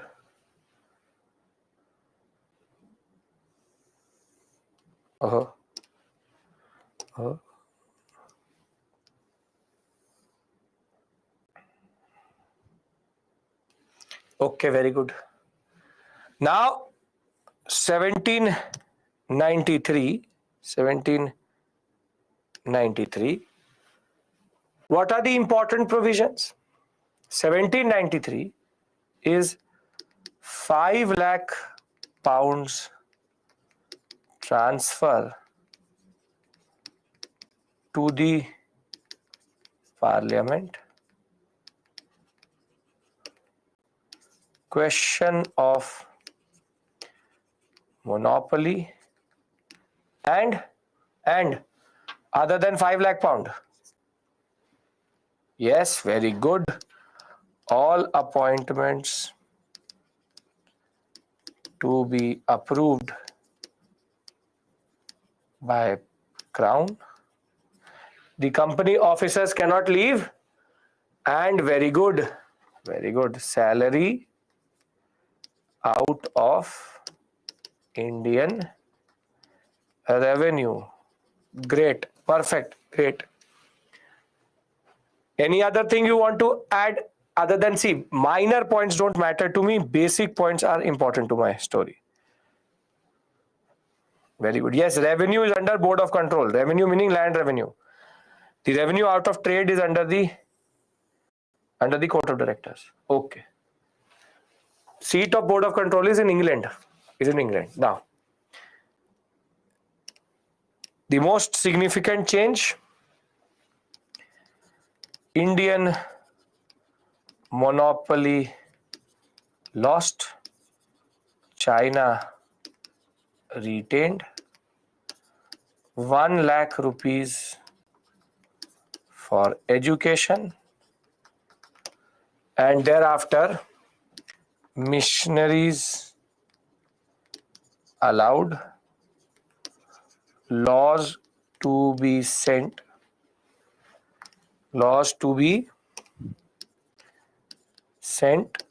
to the Parliament,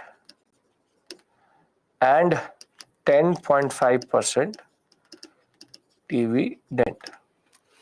And if you want separate accounts of BOC and COD. Any other thing? No? Very good.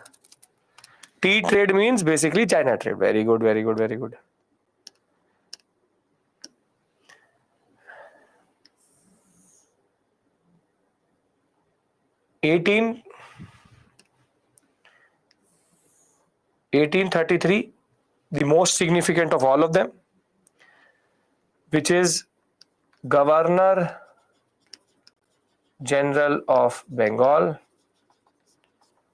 becomes Governor General of India. Thereafter, China monopoly lost.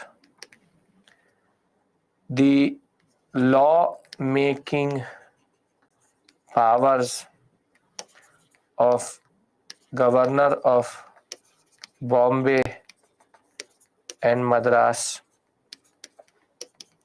and Bengal taken away. Thereafter, the all activities, revenue and expenditure in the name of Governor General of India. Right? Perfect. Now last is going to be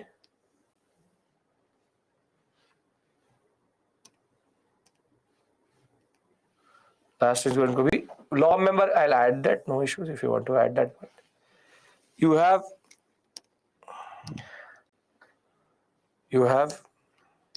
law member added. Now this is open competition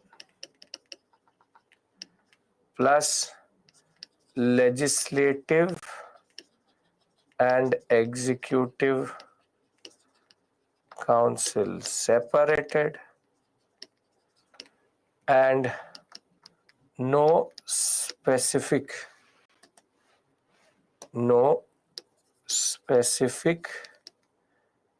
year of renewal of charter. And this is the basic story. Is this clear? In one glance, we revise all of them. I'll give you the code words, but can we all agree to this? I hope you find this helpful. I'll give you the codes, don't worry.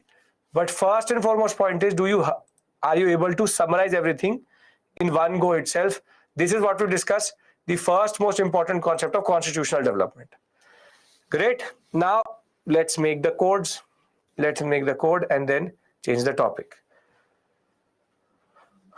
Aman, what is the question? I have not seen the question. Push it again. COD is being reduced. Okay.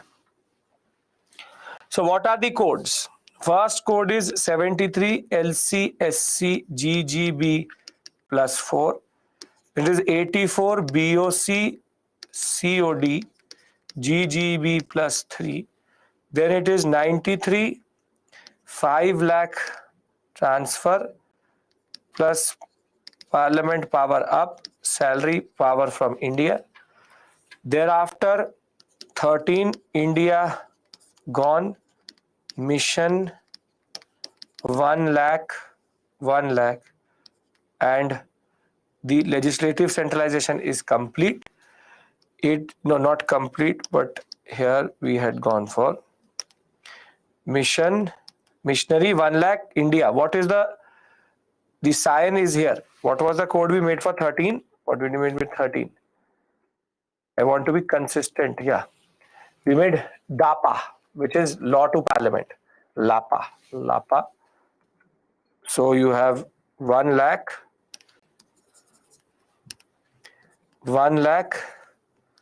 LAPA, which is, and I'll tell you what it means also. Thereafter 33 China gone. Thereafter Governor General of India, legislative centralization high, and the Parliament power is high. That is the major change. And then 53 is going to be GGI LC, Legislative Council, Executive Council, legislative centralization fully complete. And you can add this LC and this LC is different. Legislative Council and legislative centralization. So simple, yeah, you want to add law member here. Law member. Now I'll break it down for you again. Simple point. 73 legislative centralization. Supreme Court, Governor General of Bengal, 4 members. COD, BOC, Governor General, 3 members. 5 lakh pounds to be transferred. Parliament power starts to increase. Salary from Indian rupees. Then India monopoly, China monopoly gone. Missionaries enter, 1 lakh rupee. This is LAPA, means law to parliament. And thereafter, this is India. GGI becomes the most important, the first important person. Legislative centralization complete. This is legislative centralization at highest level, or full subordination if you want to say. And this is GGI, Legislative and Executive Council. Executive Council. You can make your own if you find mine to be a little bit low. And legislative centralization fully complete. Done, everyone. You can learn these codes and you can remember basic provisions in the examination. Any examination, anywhere, anywhere. Done, done, done. Can we close this topic now?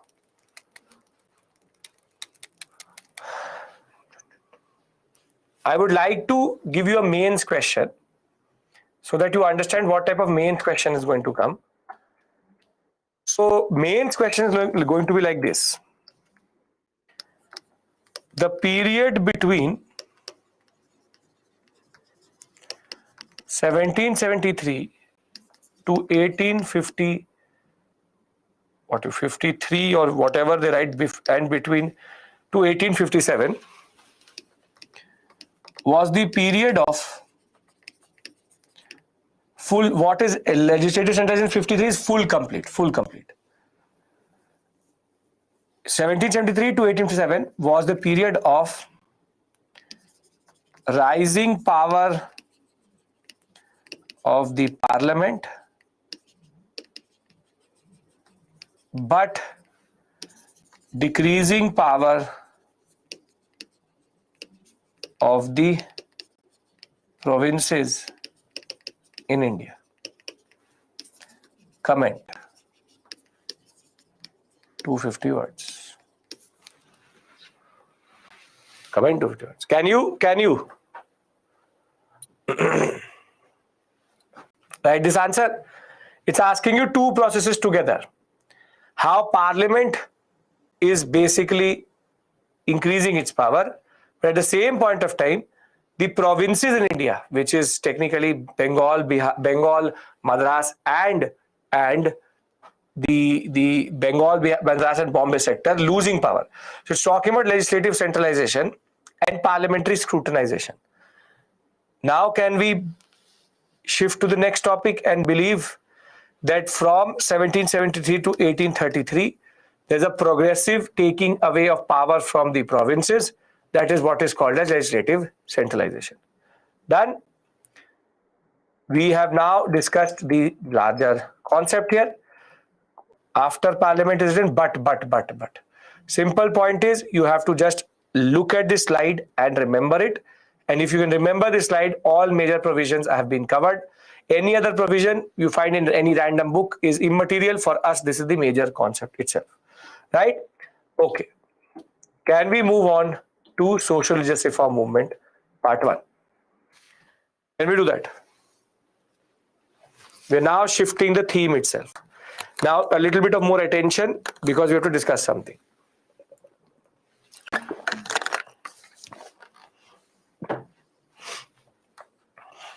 Okay. Now, with regards to social religious reform movement, there's a concept, there are two parts to this story. One is called, so this is called in two parts. One is called legislative reform, and the other one is called the what we call as socio-religious reform by Indians. And basically legislative reform is by the British, but this is by the Indians, in which we have the two revivalists and reformists, which I will discuss with you when I will reach that point. We'll discuss it today itself, which is revivalist and reformist. And we have to first discuss legislative reform. Tomorrow, Subhash.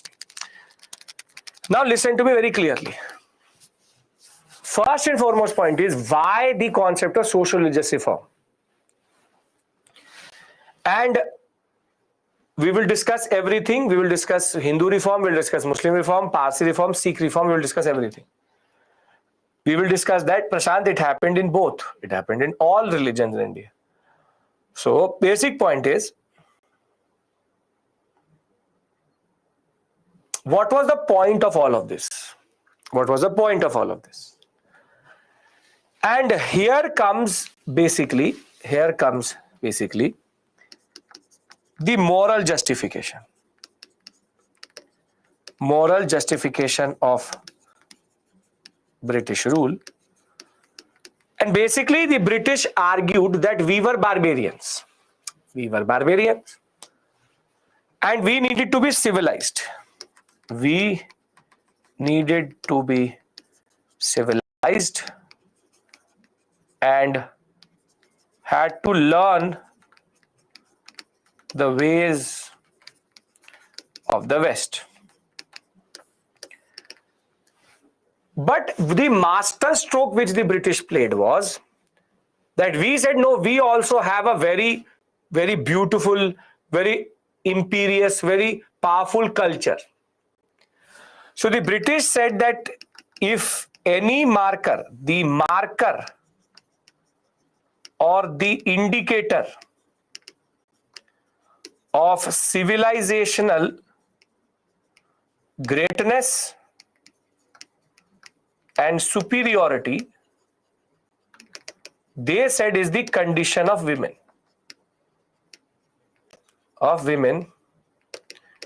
in India or in that civilization. Now here comes the problem. I'm generically talking to you about it, that any civilization can be considered superior and better only if the condition of the women in that civilization is good. So the British said that, okay, if you are so superior to us and you don't need colonization and will not tell the world that we are colonizing you, then tell us what is the condition of your women. Tell us the condition of your women. And here the problem starts, because when it comes to women, India was the worst. Because it is the same country at this point of time in 19th century that something like sati prevails, where you literally burn a woman alive, where infanticide is, where you kill a child if it is a woman once it is born, by starvation or by killing it. Same country where dowry is. If you look at it, women's issue was not one, but multiple. From no access to education, no access to equality, to superstition around women, sati, no widow remarriage, child marriage, female infanticide, dowry system. We can go on. An ironic part of the story is that some of these issues still persist. But the British said that, okay, if this is the fact that you are a very proper civilization, then show us how your women are. And basically, we didn't have an answer. Which is that simply, the British showed us a mirror. They showed us a mirror, and that mirror only showed us an ugly picture.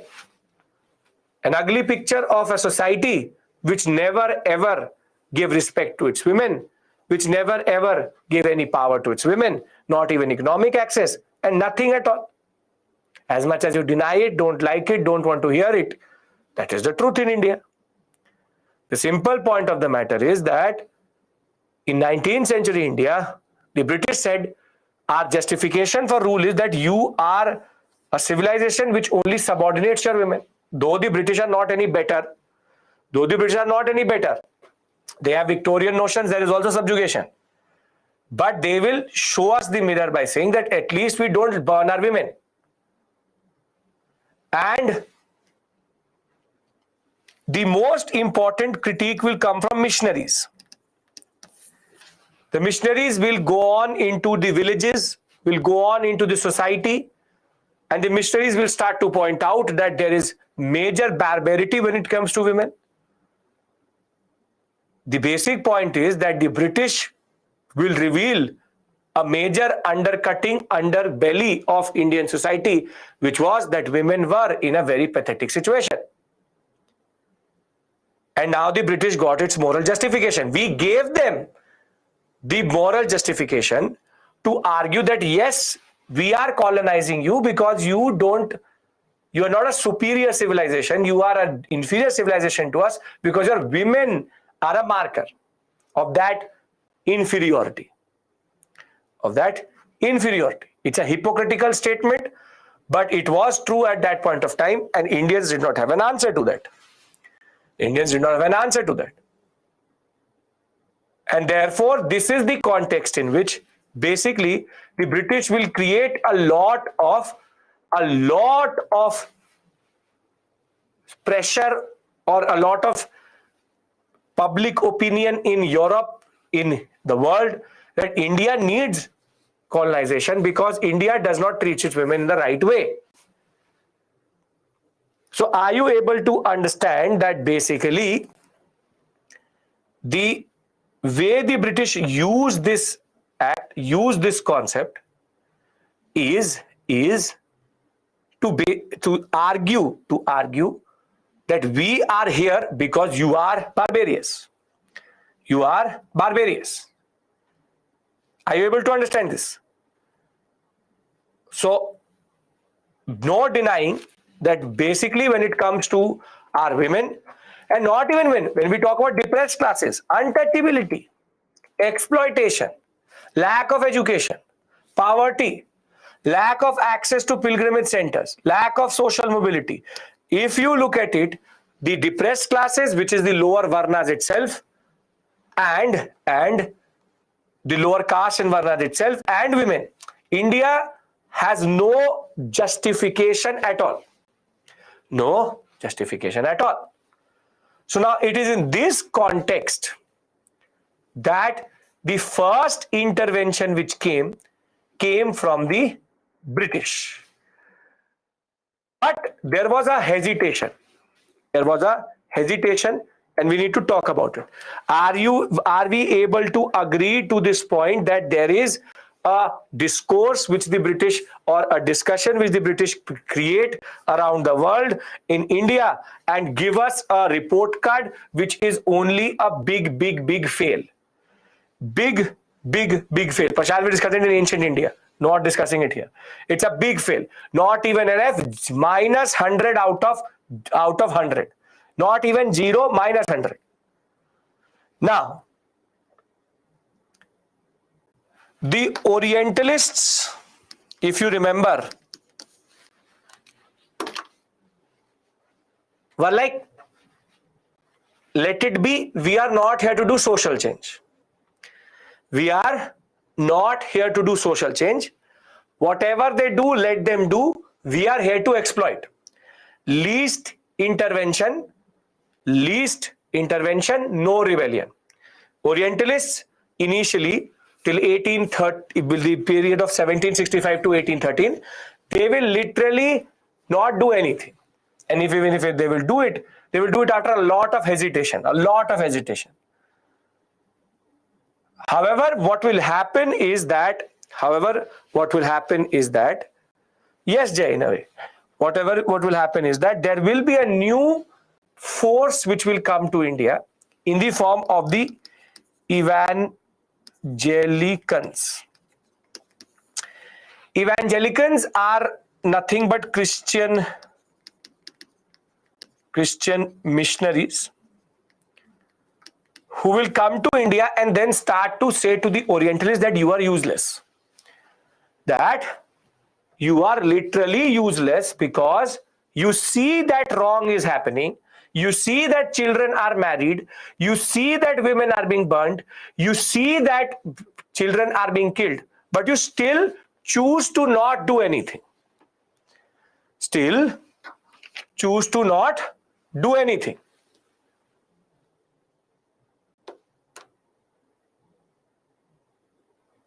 And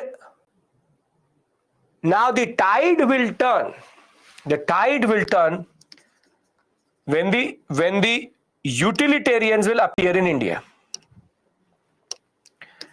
The utilitarians, or what we call as utilitarianism, or what we call as Anglicans, when they will appear in India, and they will say that we need to do the greatest good of the greatest number. But you got your justification for changing the system. So the utilitarians will basically use this justification to now change the whole structure of India itself.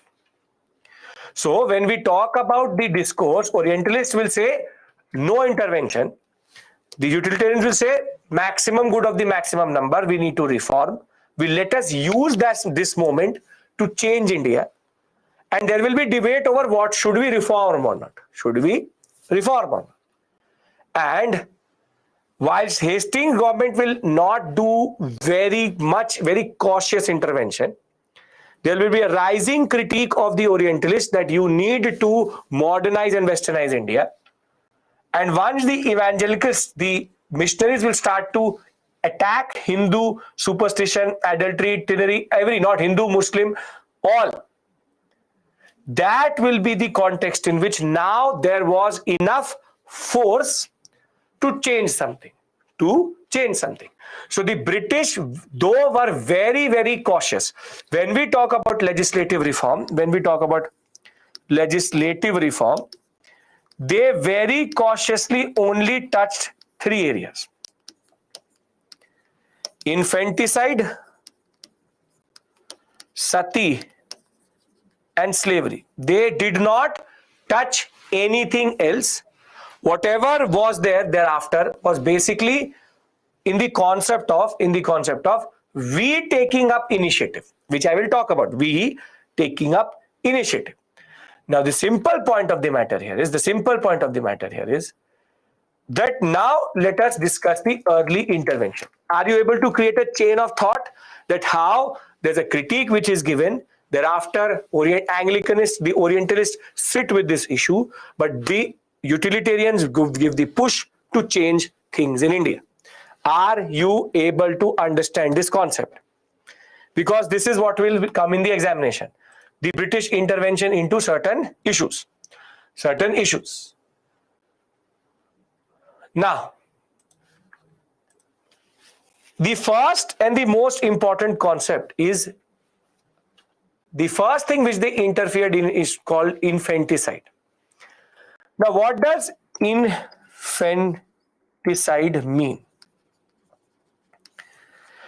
So, fortunately, they don't have, we will discuss that reformist, revivalist concept we will discuss today. Now, infanticide basically simply means, fortunately, they did not have the technology at this point of time to check the gender of the child in the womb. So once the child is born, if it is a girl child, female infanticide means that you kill the girl child either via poisoning or via the concept of starving or generally killing the child itself. This was a very, it's not womb killing is called foeticide. This is called infanticide. The unfortunate story of India is that still exists in India in some parts. But infanticide was a major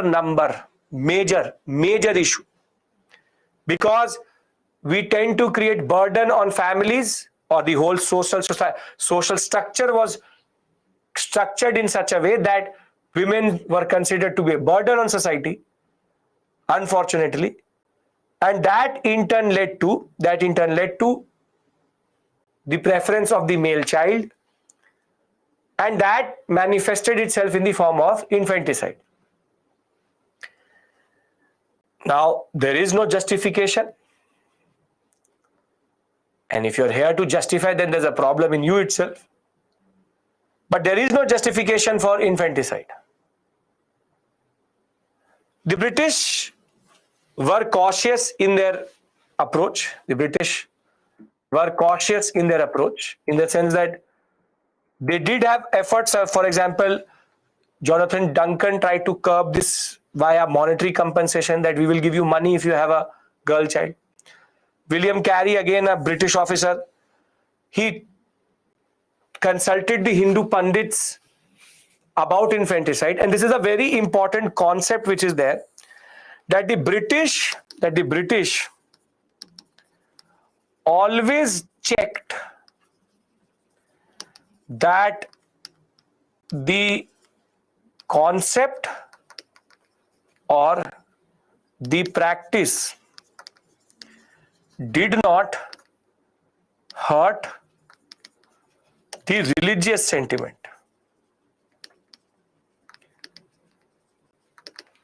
So what he technically checked, Abhinav, but the push comes from Ishwar Chandra Vidyasagar. They will intervene, but very late. Which is that it always checked that, is this something religious? And when William Carey was able to establish that it is not religious, that infanticide is not written anywhere, then they introduced a law in 1802, which technically outlawed infanticide or made it a criminal offense. However, in 1802, which area do the British actually hold on to? Which is the area which the British hold on to? 1802,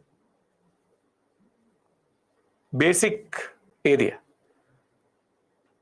Only Bengal. Only Bengal. And if they are only controlling Bengal, then this act makes no sense only. Because a law passed in Bangladesh will not impact India. So a law passed in Bengal will thereafter have no importance or push in the other parts of India. We'll talk about Vidyasagar, we'll talk about Phule, we'll talk about everybody. Don't worry about that. So the public response is that the first custom they wanted to suppress was this infanticide concept. Only effective in Bengal. No real response from the people because the impact is zero. Very limited practice and limited application itself.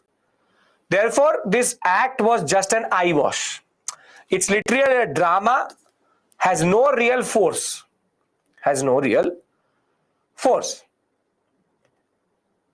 So infanticide was an area they intervened, but no real impact. Now comes the second area in which they entered, but will take a lot of time to actually bring in a legislation, because they're from 1760s itself they will start to get conscious of this. Albuquerque had already done it in Portuguese settlements, but their act will come in 1829, which is quite late. For example, 100 years, close to 40-50 years will be there. Major hesitation. Now, what is sati? Sati is an unjustifiable, inhumane practice within Hinduistic society, in which the widow of a widow, which is the wife of the dead husband, is, and people who want to justify it will say, quote under quote, voluntarily burn herself on the funerary pyre of the husband, which is that she will just go and sit on the funerary pyre and will be burnt alive with the husband. Now, I don't know who you are. I don't know whatever it is. There is no justification for this action. Even if it is written in our scriptures, even if it is written anywhere, though it isn't, I don't care what is the justification for sati, because it is an unjustifiable barbaric act which can be done to anyone. Who did it? What did it? What was the propensity? Why did it? What did it? All answers are irrelevant because there is no justification for sati. There is no justification for sati itself. And if a person is justifying sati and trying to find reasons to justify it, then there is something really wrong with us in that sense. Because sati was never justified then, now, or even in ancient India. The simple point of the matter is, be it this, be it that, I don't care. I don't care what is the justification. It may be something very important. I don't care. If you are finding justifications, then you have a problem. Because whatever be the justification, no scripture says take a person, make him sit on the fire or the pyre and burn that person alive. This is unjustifiable, barbaric, literally barbaric act. Who introduced sati? I don't care. Why it was introduced? I don't care. Why was it practiced? I don't care. Whenever it was introduced, in what form it was introduced, the person who introduced it was really, really sick or had a mental problem. He had, or he most probably, yeah, he only, because it's only women who have to sit on the pyre, not the man. Man will remarry. The woman has to sit, and that he had some major issue. If it is voluntary or involuntary, firstly, something like this is never voluntary. Societal pressure, again, I am not going to justify it only. I will not honor that question by making it is a sick question. Why, even if it is voluntary, you will let it happen. You let it happen. So why are we having a conversation? Is it voluntary or involuntary? And if you really don't understand the concept, the basic point of the matter is that there's something called patriarchal, what is called indoctrination. The woman does not have an option, but I'm again not going to even honor that aspect because God is listening. I'm trying to justify a woman burning herself by saying that she wanted to do it. It is not justified. I'm trying to have this conversation with you because different people, different books will give a lot of zero. If you are finding a justification, I really don't care. I really don't care. Atharva Veda says, the Sam Veda says, the Rig Veda says, God comes and says that it is justified, still not justified. Because it cannot be justified at any level. You are literally burning a person and there is no justification for that. You're pushing me Atharva Veda clauses. I know I've read the Atharva Veda, but I don't care. If they were sick that point of time, we can't be the same. So in the examination, in the interview, at any level of the examination, don't be a fool to justify or try to give reasons why sati prevailed or why sati was there. You agree with me? Very good. We can agree to disagree, but ironically the story is women were burnt, no justification. Your justification may be whatever. One random book, one random text, one random person wrote something does not mean that you will burn a person. And if it actually applies to women, burn men. If the simple point is, if it is about eternal love, getting connected, this and that, then why did the men not do it? उनको भी जला दो, जला दो। नहीं, but नहीं, there will be hypocrisy. There will be hypocrisy. No, women has to do this eternal bond that she has to sit on the funerary pyre, and then Atharva Veda says it. Then why can't we have the principle of equality, burn men also? But that will not happen, because men control society. Men know that it is dumb. The logic is dumb. So simple point, don't ever do the mistake of justifying something like this. Neither is child marriage justified, neither is not widow remarriage. The fact that you don't, widow remarriage is justified in the sense that you don't allow a widow to not marry is again not justified. So child marriage, again, whatever the logic, whatever be the prevailing concepts in India at this point of time, they have nothing. Child marriage is even more dangerous.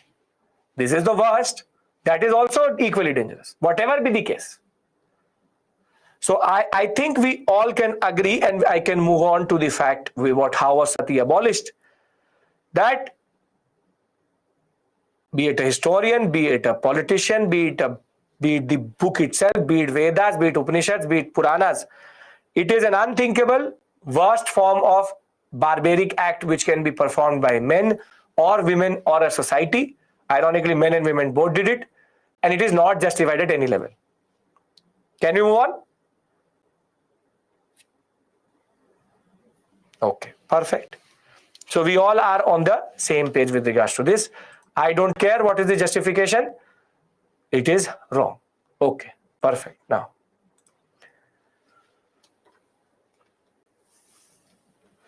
widow remarriage is a positive reform, obviously.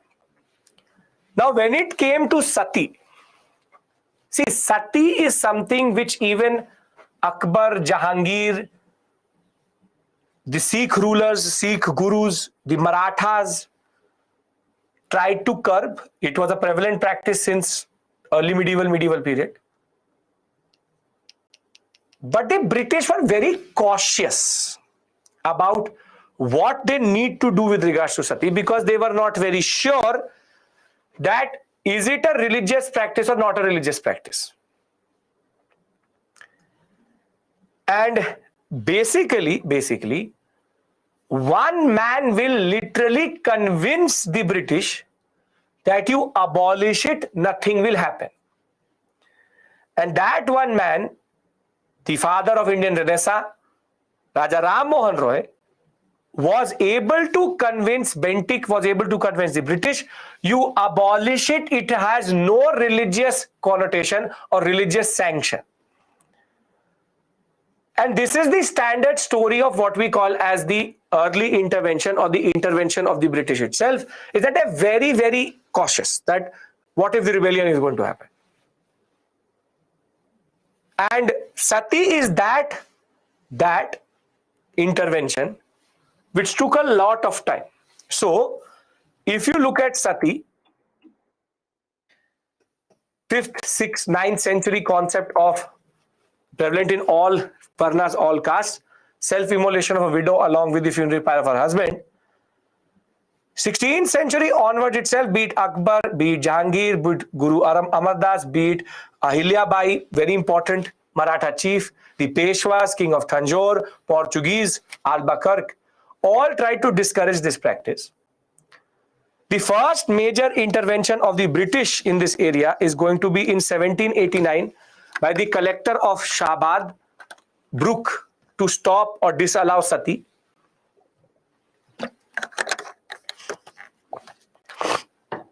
Thereafter, 1795, Colebrook, he's a judge and the head of the Sadar Diwani Adalat.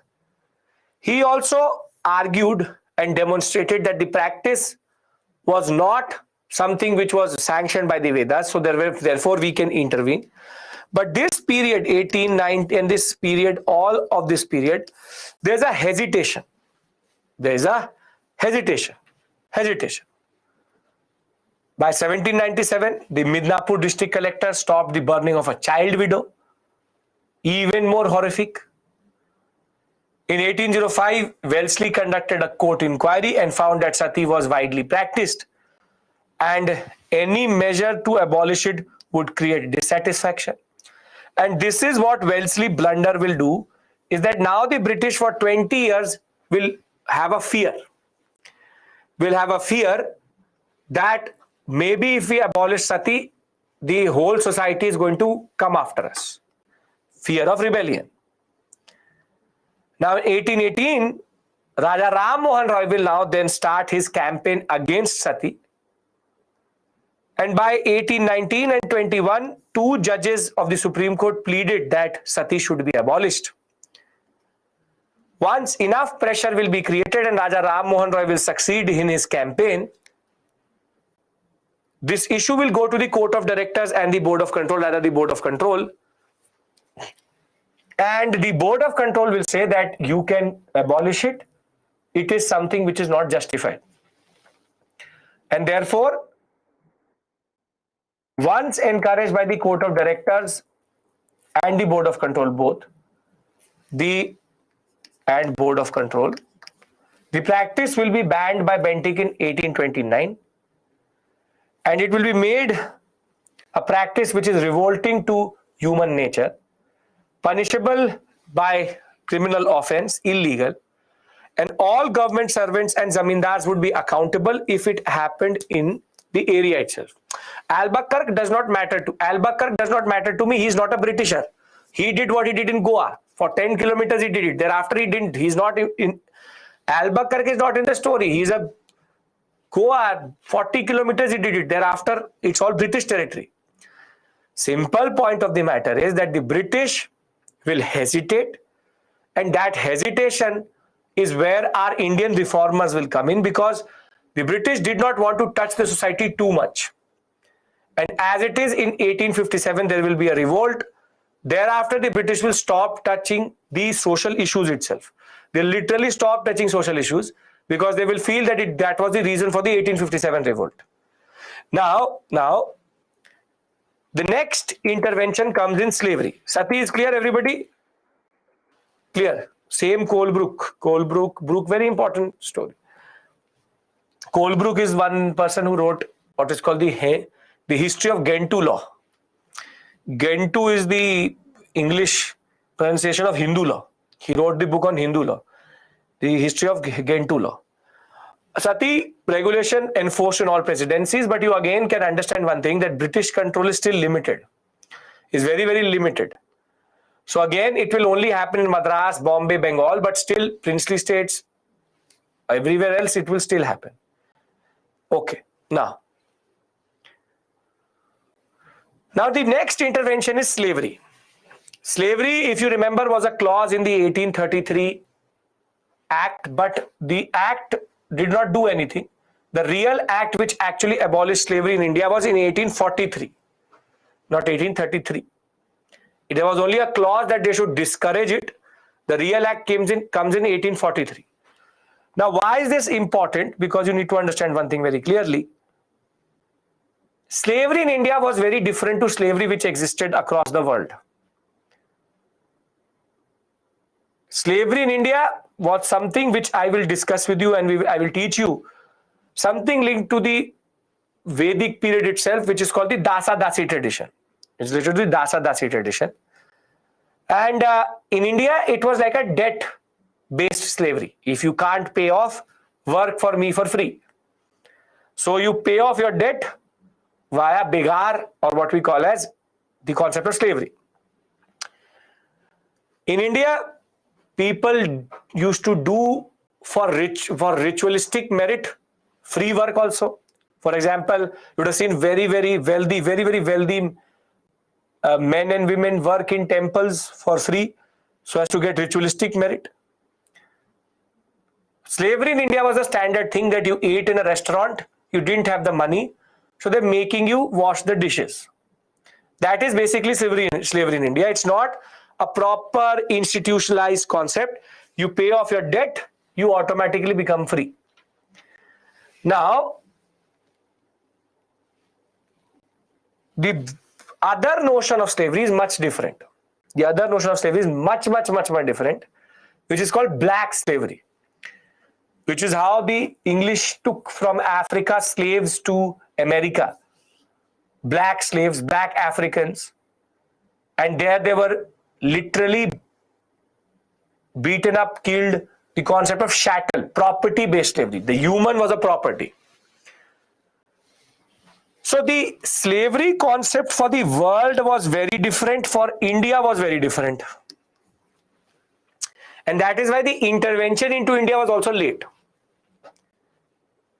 So across the world, between 1492, which is the discovery of America by the Europeans, until 1813, slavery was legal, that you can buy and sell an African. Obviously, black slavery is worst of the worst, very, very bad system. But in 1813, what will happen is that there will be rise of a person called William Wilberforce, an evangelical himself, who will say that slavery is not justified in the Bible, it is discrimination, it is wrong. In 1813, slave trade will be stopped between Africa and America and England. And in 1833, slavery will be fully outlawed. It will be outlawed that slavery is bad, not allowed. Though Americans, being Americans, still went with it. They fought over it in 1860. They will only abolish it in 1865. But in India, the law comes in 1843. But the British did not know what to do with that law. Because when you talk about slavery in India, it has different connotations. So, from region to region, different types of exploitation and slavery. Bombay, Calcutta, slaves were part of the trade because of the larger connection to the world.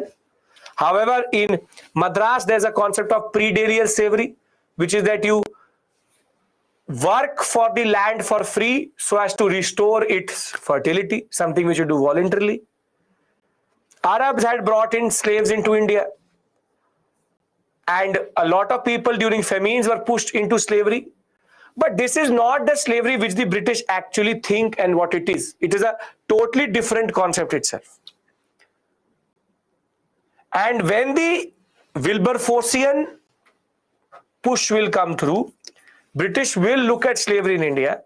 Slave trade will be abolished all across the empire, all across the world in 1813-20 period. But the act which actually stopped slavery in India or made it a legal offense is 1843 Slavery Act. It said that sale of one person is banned and the buying and selling of slaves was considered a criminal offense, which is you can't buy and sell a person. Other than this,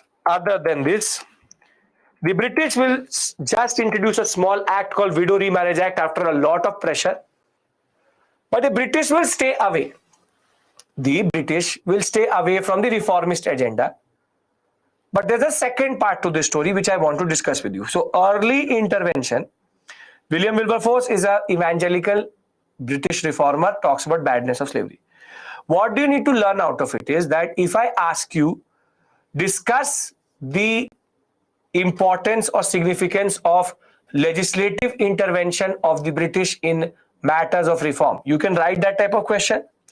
Basically, I'm asking you to talk about how the British intervened initially through legislative reform. This period is called legislative reform because 3 laws were introduced to change Indian society.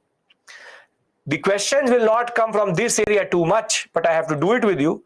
Rather, the one which I'm now going to do with you. Can we pivot towards this now? Yes? Everybody's with me till this point. There's nothing, no issue. You're able to understand, you will be able to contextualize. You can create now a picture of colonialism of India, and you can now understand how the British are using certain justifications to rule India in that sense. Okay.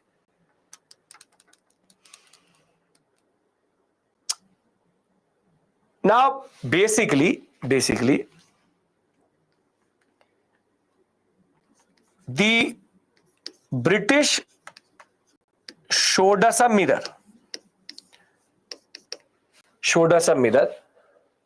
Why infanticide limited impact? Because the British does not control India itself. The British showed us a mirror, and we saw an image in the mirror.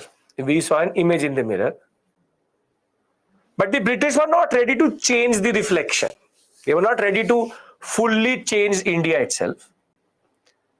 However, what they had produced in the background was an educated, or what is called Western educated Indian, who could see this image now.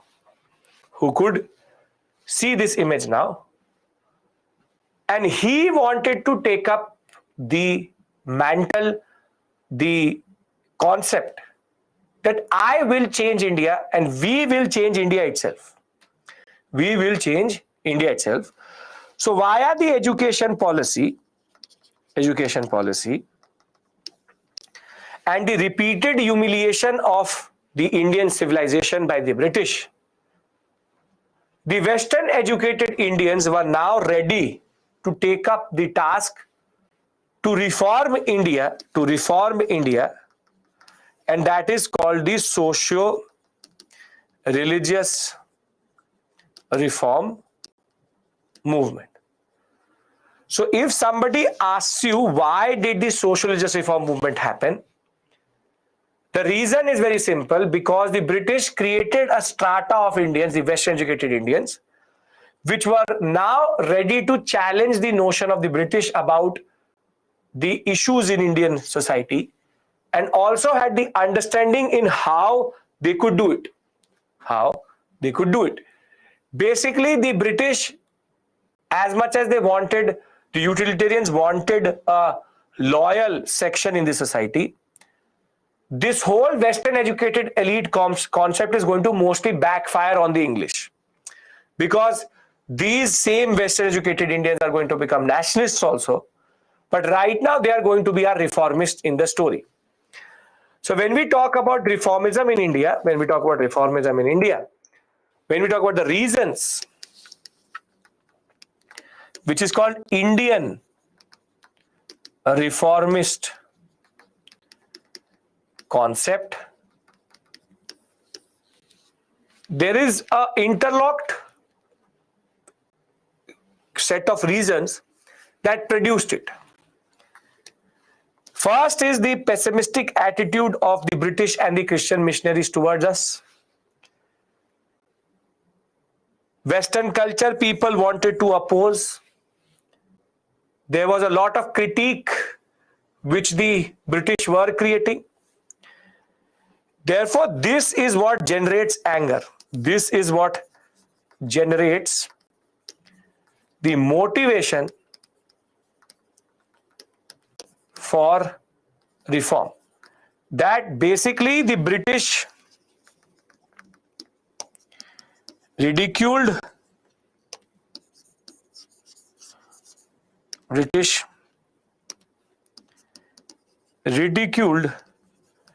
and made a mockery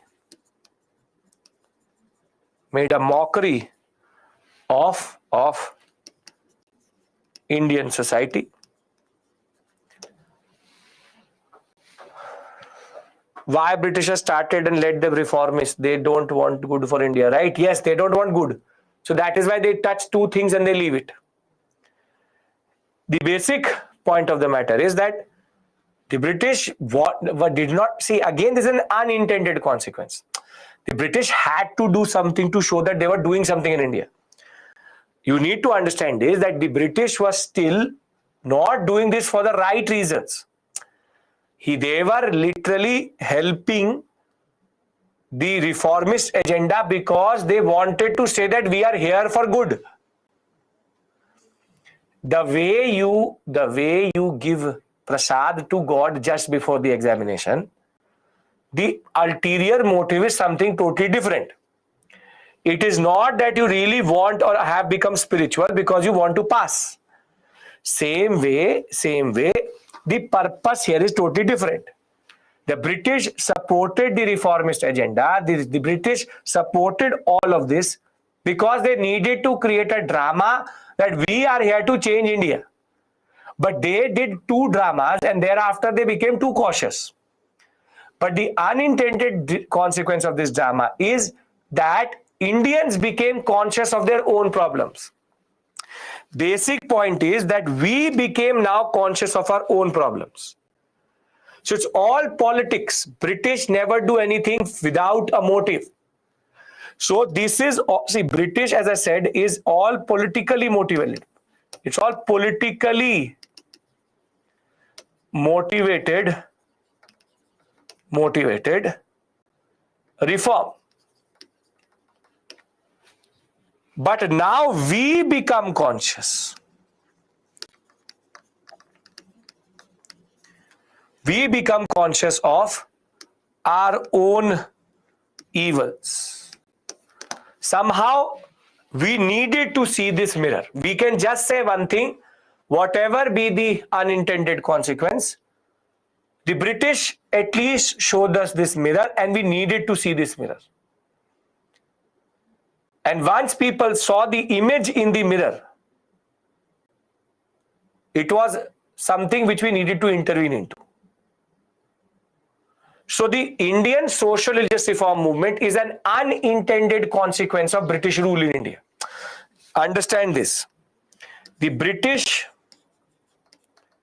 start for superficial reasons, but it leads to a larger movement. They only wanted to show us the mirror, but we were ready to change ourselves also. This is the basic point. The impact of British rule was such that they gave us modern education, and that in turn gave us the educated middle class intelligentsia, which was now ready to intervene into this story. Simple point is not that these evils never existed in India. They were always there. But there was no one there to actually step up. So it's basically a bad intention, good consequence. Understand one thing, reformers don't drop from the sky. Indian social religious reform movement is not just a random day everybody wakes up and says sati abolish kar dete. That is not the case. It is all part of the larger concept that there is a image which the British created for us, and now we wanted to change that image. That we wanted to say, you have one only moral justification, right? You have only one justification, that we are barbaric. Okay, we will change. Now you tell me what is our problem. Nobody was ready to change before this point. These reformers wanted to take away the moral justification away from the Britisher. You say we are problem, okay, we will change ourselves. Now you tell me, why are you here? If this is your white man's burden, we take your burden away. This self-inflicted burden you've kept on your shoulder, we will take it away from you. It's all optics. It's all fooling the people that we are here for better, good and better this and that. They only intervene into areas where they think that there is something which they can do. Why didn't the British automatically ban child marriage? Because they know it would impact everyone in India. They knew that the people will literally put them on the same funerary pyre and burn them. So they only touched the places where they thought they could get away with it. Sati was so barbaric that there was no justification. Widow remarriage, the impulse is going to come from us. They will give us an act. Child marriage, we will literally say that please now ban it. Then they will ban it. After 1857, the British will not even take one social agenda. British needed to justify their rule. The justification is that you are barbaric. You see the image. We now chose to change that image so that the basic argument changes.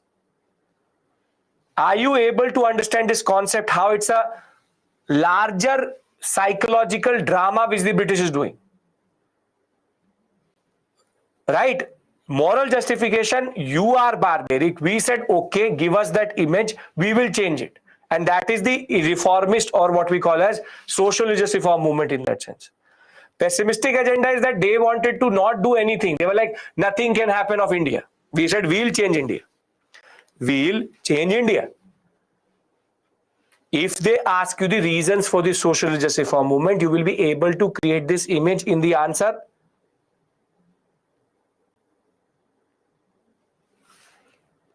You will be able to talk about these interlocked concepts that basically the British created an image, very limited intervention, justified their rule via it. However, the British was able to create a educated middle class, which now took up the mantle, which now took up upon themselves to change that moral justification, to take away the moral justification of rule. Is this clear? The flow chart is in front of you only. Why should I make it again? Simple point is that this is the basic point.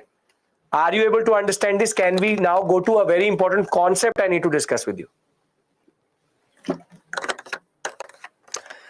This is a positive or negative approach. They had no positive nor negative. It was a political approach. Positive came out of it. Okay. Again, very simple, nothing here. British, now listen to me. Obviously, I'm not writing everything down.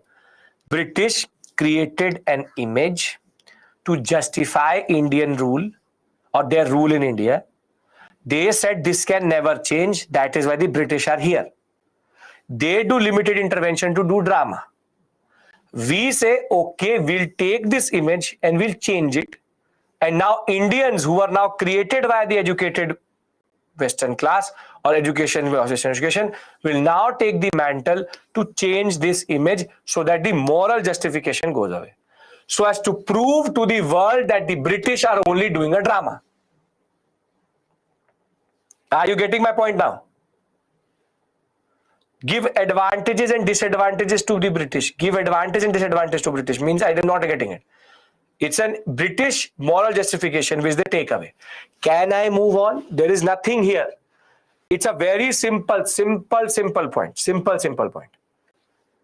Right? Okay. Indian people don't know what is the drama. Indian people were not connected in a way that they could understand what was happening. These reformers will do that. Will always do that. Okay. Now a very important concept. White man's burden, civilize the whole world. How America spreads democracy the same way they wanted to spread civilization. Okay. Now, the response to this was twofold. Response to this was twofold. All our socio-religious reformers are called two things. Monotheism means one God. We are a polytheistic society, multiple gods. One are called reformists and the other are called the revivalists. Now, can I tell you what is the difference between these two words?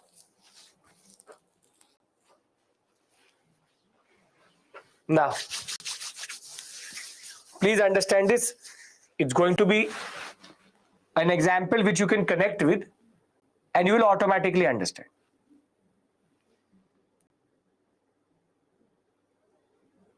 Your teacher tells you that there are certain problems in your way of learning. There are certain evils which you have developed in yourself. And there's a problem in you. Now there will be two types of people. One reformist, other revivalists. The first set of students will say, good, you pointed this out to me. Very good. Thank you for that. I can recognize that there are certain evils in me. So what I will do is that I will move on and reform myself.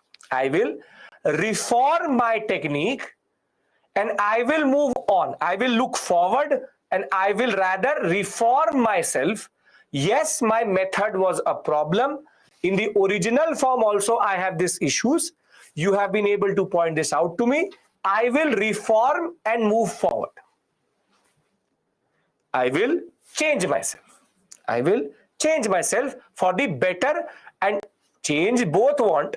But here the argument is, I was originally also like this. I am originally like this right now also. And I will now change myself. Either I'll abandon my approach itself, or I'll just introduce a new concept. I will revamp myself. So it's a attitudinal concept that I will revamp myself. I will totally rediscover myself. Understand this response to this question?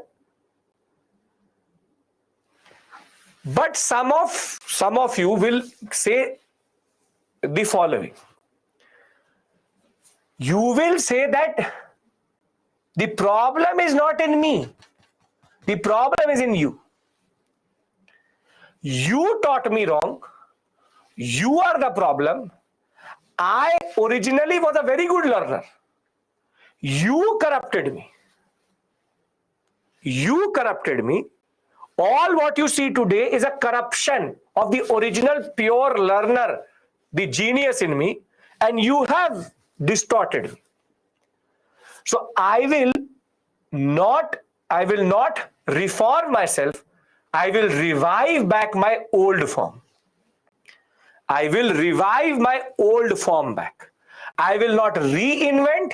I will revive. Basically, if I say that you are not a good learner, you say, sir, I am not the problem. You are the problem. आपने सब गलत पढ़ाया. You are the one who taught me everything wrong. I was not the problem. My learning has always been best. You corrupted me. So what I will do is, I will remove you and I will go to the original form. Some of you will say, no, sir, I understand that you tell me that there's a problem in your learning. So what I will do is, I will take the good points and I will change myself totally and go for a better understanding, better version of myself. Are you understanding the difference between these 2 points? One is literally forward looking, the other is backward looking. Both want change. Reformists also want change.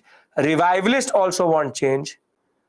But their way of putting it or way of changing is different. So I'll write it in technical words. No, I'm giving you a hypothetical example. There's nothing personal here. Stop that. The simple point is, see, this is the best way you will ever understand, because students create a mess of reformism and revivalism for some reason. Now listen to me. Reformists argue that Hinduism or Islam or Sikhism or Parsi religion is inherently, now see, is inherently flawed and has the social evils inbuilt into it, and therefore we need to reform the religion and change or remove the elements which are problematic.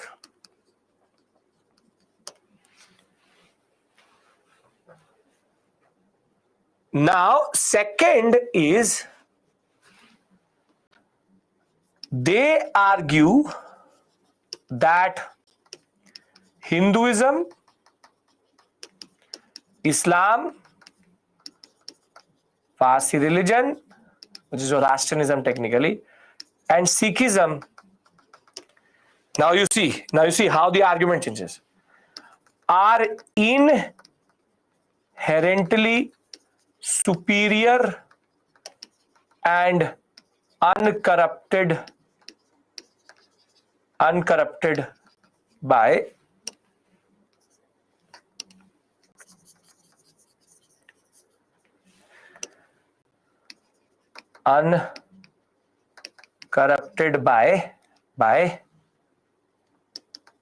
the social evils. The social evils are additions and distortions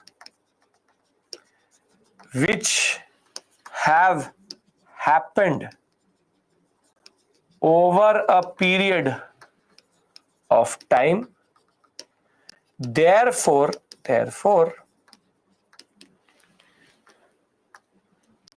let us revive the true form of the religion. So reformists literally are looking forward and revivalists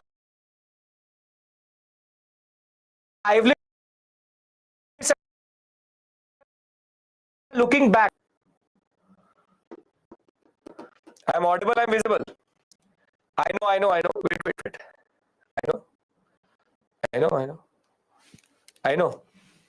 I know.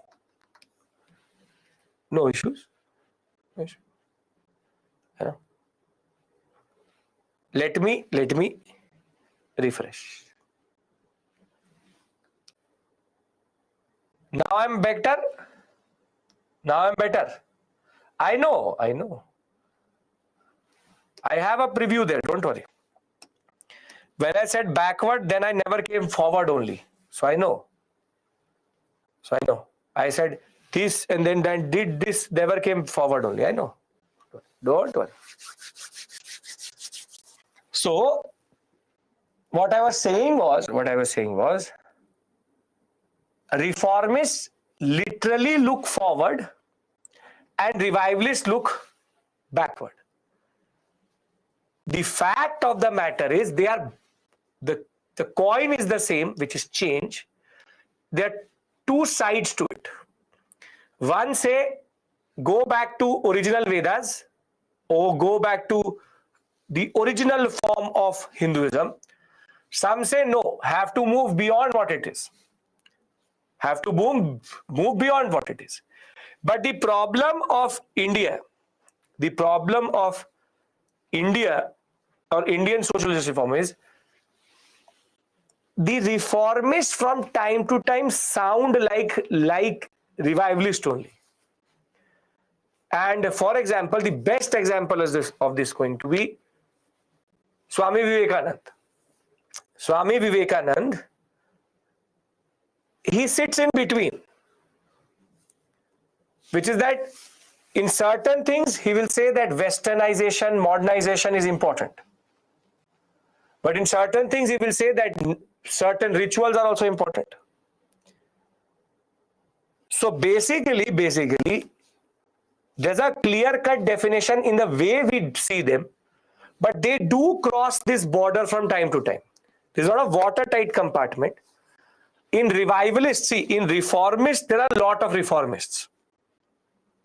Revivalism, there is only basically one major organization, which is Arya Samaj. Swami Dayanand Saraswati. Basically, reformist, you will have Raja Ram Mohan Roy, you will have K.C. Sen, Debendranath Tagore, but K.C. Sen himself will have a problem. Ishwar Chandra Vidyasagar, Jyotiba Phule, but Phule goes into the other category itself, which is depressed class movement. Then you have Pandita Ramabai, you have Henry Derozio Vivian, you have Pratna Samaj. Whilst in the revivalist agenda, it is more or less Arya Samaj as the most important. Go back to the Vedas, the concept of going back. He literally said going back. But again, Dayanand Saraswati, the DAV schools are a testimony to reform. So are you able to see? We divide it into these two. The arguments are different, but there is interaction. Simple point is, nobody is good, nobody is bad. Both are important for Indian society, and both are part of the same concept. Change needs to come, and that change is about how you bring that change is the basic point. Target is the same. Target is the same, and basically they achieve their target also, but their path is different. So when we talk about reformists and revivalists, Brahmo Samaj, Pratna Samaj, Aligarh movement within Islam, and Arya Samaj and Deoband go into this category. But there is a very major problematic aspect, which is that though within Hinduistic reform, it is generally Arya Samaj, most of the Muslim reformist movements were revivalist than reformist. Except for Aligarh movement, Deoband, or be it the other ones, all of them go into revivalist only. But the beauty of Muslim reformists, or what a Muslim revivalist was, and I'm trying to just give you a basic picture here. They said that the problem is that Islam got corrupted. And they said that the reason for that corruption is the British. And that is why the revivalists go literally after the British. And that is why the concept of sedition which came in India, was because of the Muslim revivalists. Muslim revivalists in their newspapers now started to write literally that the British are the problem, remove them. Then comes the concept of sedition, that you can't be enticing people against the state. And we'll discuss this concept, the Deoband movement and all, we'll discuss that. But I hope reformist, revivalist is clear. The difference between the two. If they ask you the question, I hope you'll be able to answer this point. Clear? So they did it for good. All good, do good only. See, please, I want you to understand one thing. A task of a historian is to recreate and retell the story, not to judge the story. So you also need to be like this. There is no good and bad. Both are good. Both are important. Both have their own understanding. The reformists are also trying to reach to a certain point. The revivalists are also trying to reach to a certain point. The path may be different, but the point is the same, which is the reformist concept. Now, the last thing which I want to discuss with you is a very important concept. Then we'll break for today, which is 8:30. Can I discuss a very interesting, important? We'll discuss. See, tomorrow we'll start with Raja Ram Mohan Roy. We'll discuss all reformists, all revivalists, and everything. But I am telling you one thing very, very clearly. Tomorrow, keep coffee and tea ready with you. You will not judge history by tomorrow's class, and you will not technically, it's heavy, I know that very, very well. There will be facts, I will tell you what to learn, but 2 classes are going to be now heavy. This one, the next one, which is social justice reform, and then peasant and tribal. These 2 classes, you just have to hold hands together. We have to cross this, and once thereafter, there is no pain. But 2 classes, it will be factual. I always try to teach you something. There is concepts. But when there are facts, I can tell you what to learn, but my intervention goes down. And that is where there's a disconnect which comes through, and that is what I'm telling you. Don't start to bog down. It's an important area because prelims questions are coming from this area, but very rarely also within 5 years, 2-3 times. But Tuesday, Wednesday, we will do social justice reform movement and peasant and tribal movement, little bit descriptive. So, and from 1857, you will start to enjoy. From Thursday onwards, you will start to literally go to a next level altogether with modern India. Because I have to tell you about a lot of stories with regards to Sati Chaura Ghat, Bibi Ghar, 1857. Technically, I'm a specialist. 6 months I've done a paper on 1857. So, 2 classes. Promise me you will just bear with me. You will bear with me. You will sit there with your head held high, knowing that that thing is going to come from this area. Right? Very good. Perfect. We will discuss who is a reformist. Syed Ahmad Khan is a reformist. Everyone else is revivalist. Okay. Both want to, yes, both challenge caste system, both challenge Varna system, both challenge gender discrimination. It's not like that the revivalists say that let us keep caste. No. The AV, Dayanand, Anglo-Vedic and even Arya Samaj totally destroys the caste system. Yeah, I will tell you the trick to learn it also. You just need to make a simple box in your register and your work will be done with regards to social justice reform movement. If you can create that box, and you can also create that box for peasant, tribal. In tribal, I made it for you itself. For peasant, if you can do it, you will easily be able to survive that area. That is for sure. Not even survive. See, I am already making you brace for it, which is that I know that these 2 modules are heavy. It's not that I'm going to say, ratify everything. Right? Okay. Now, it has a lot of facts. Obviously, it has a lot of facts. It is factual. This is a factual area. Large factual area in that sense. Okay. Hindus were, there are, see, listen to me. There are reformist revivalists in both Hindu, in Muslim, in Sikh, and in what we call as Parsi Zoroastrianism. It's not that Hindus are reformists and Muslims are revivalists. Don't fall into the British trap. The basic point of the matter is this division is there in everyone. There is everyone. Can I discuss a small, very simple topic with you? 1857, very, very important. And thereafter, more than that, UPSC has very specifically mentioned Indian national movement in the prelim syllabus. So whatever is after 1857 is actually what UPSC focuses on. Okay. Now, last thing which I want to discuss. Motivations are the same, paths are different, both challenge everything. We'll see it tomorrow. The most unfortunate part of the whole social justice reform movement, be it reformist, revivalist, Raja Ram Mohan Roy, everybody. And this is one of the limitations of our social justice reform, is that as much as there was this whole discourse around change, women became the site for change, but were never made a part of that process.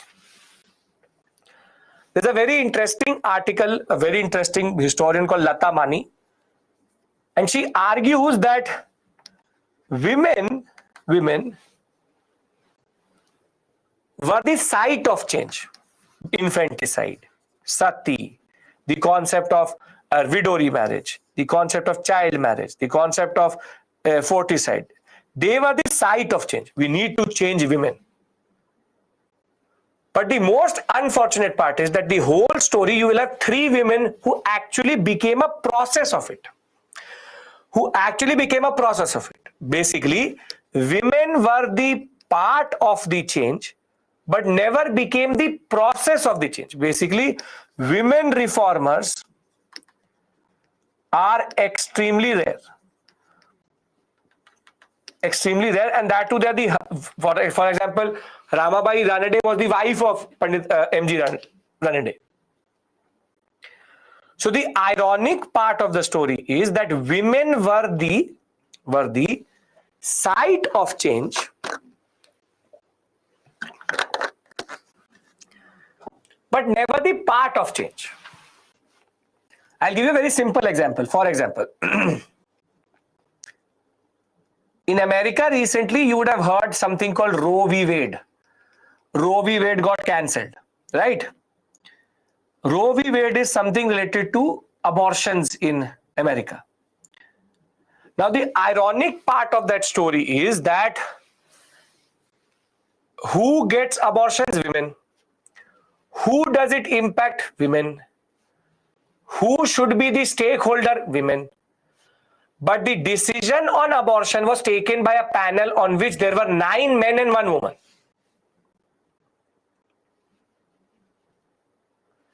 Same way, women were the agenda in India, but they were never made a part of the process to change. What do you want?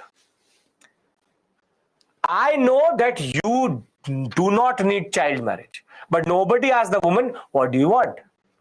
Do you want to be part of this process? Would you like to be a reformer? No. They were like, a man knows you what you want. And this is a very ironical part of the social religious reform movement, that women were the site of change. I'll write it down for you. You can use it in the essay paper also. Women were the site means the agenda of socio-religious reform, but were never made a part of the process of change. Are you getting my point? Are you able to understand this paradox, this dialectics, this dvand? Are you able to understand it? That why it is so ironical? It's not about, see, Prashant, if you say that they were not in the status of doing it, then first change the status. First change the status. This is the ironical part of this story. That everybody is going to talk about women. But women were never part of the decision-making process. Can we also agree to this? And still that is true. Still that is true. Right? Okay. If you agree with me, enough for today. Thank you so much. If you don't have a question, I hope that you were able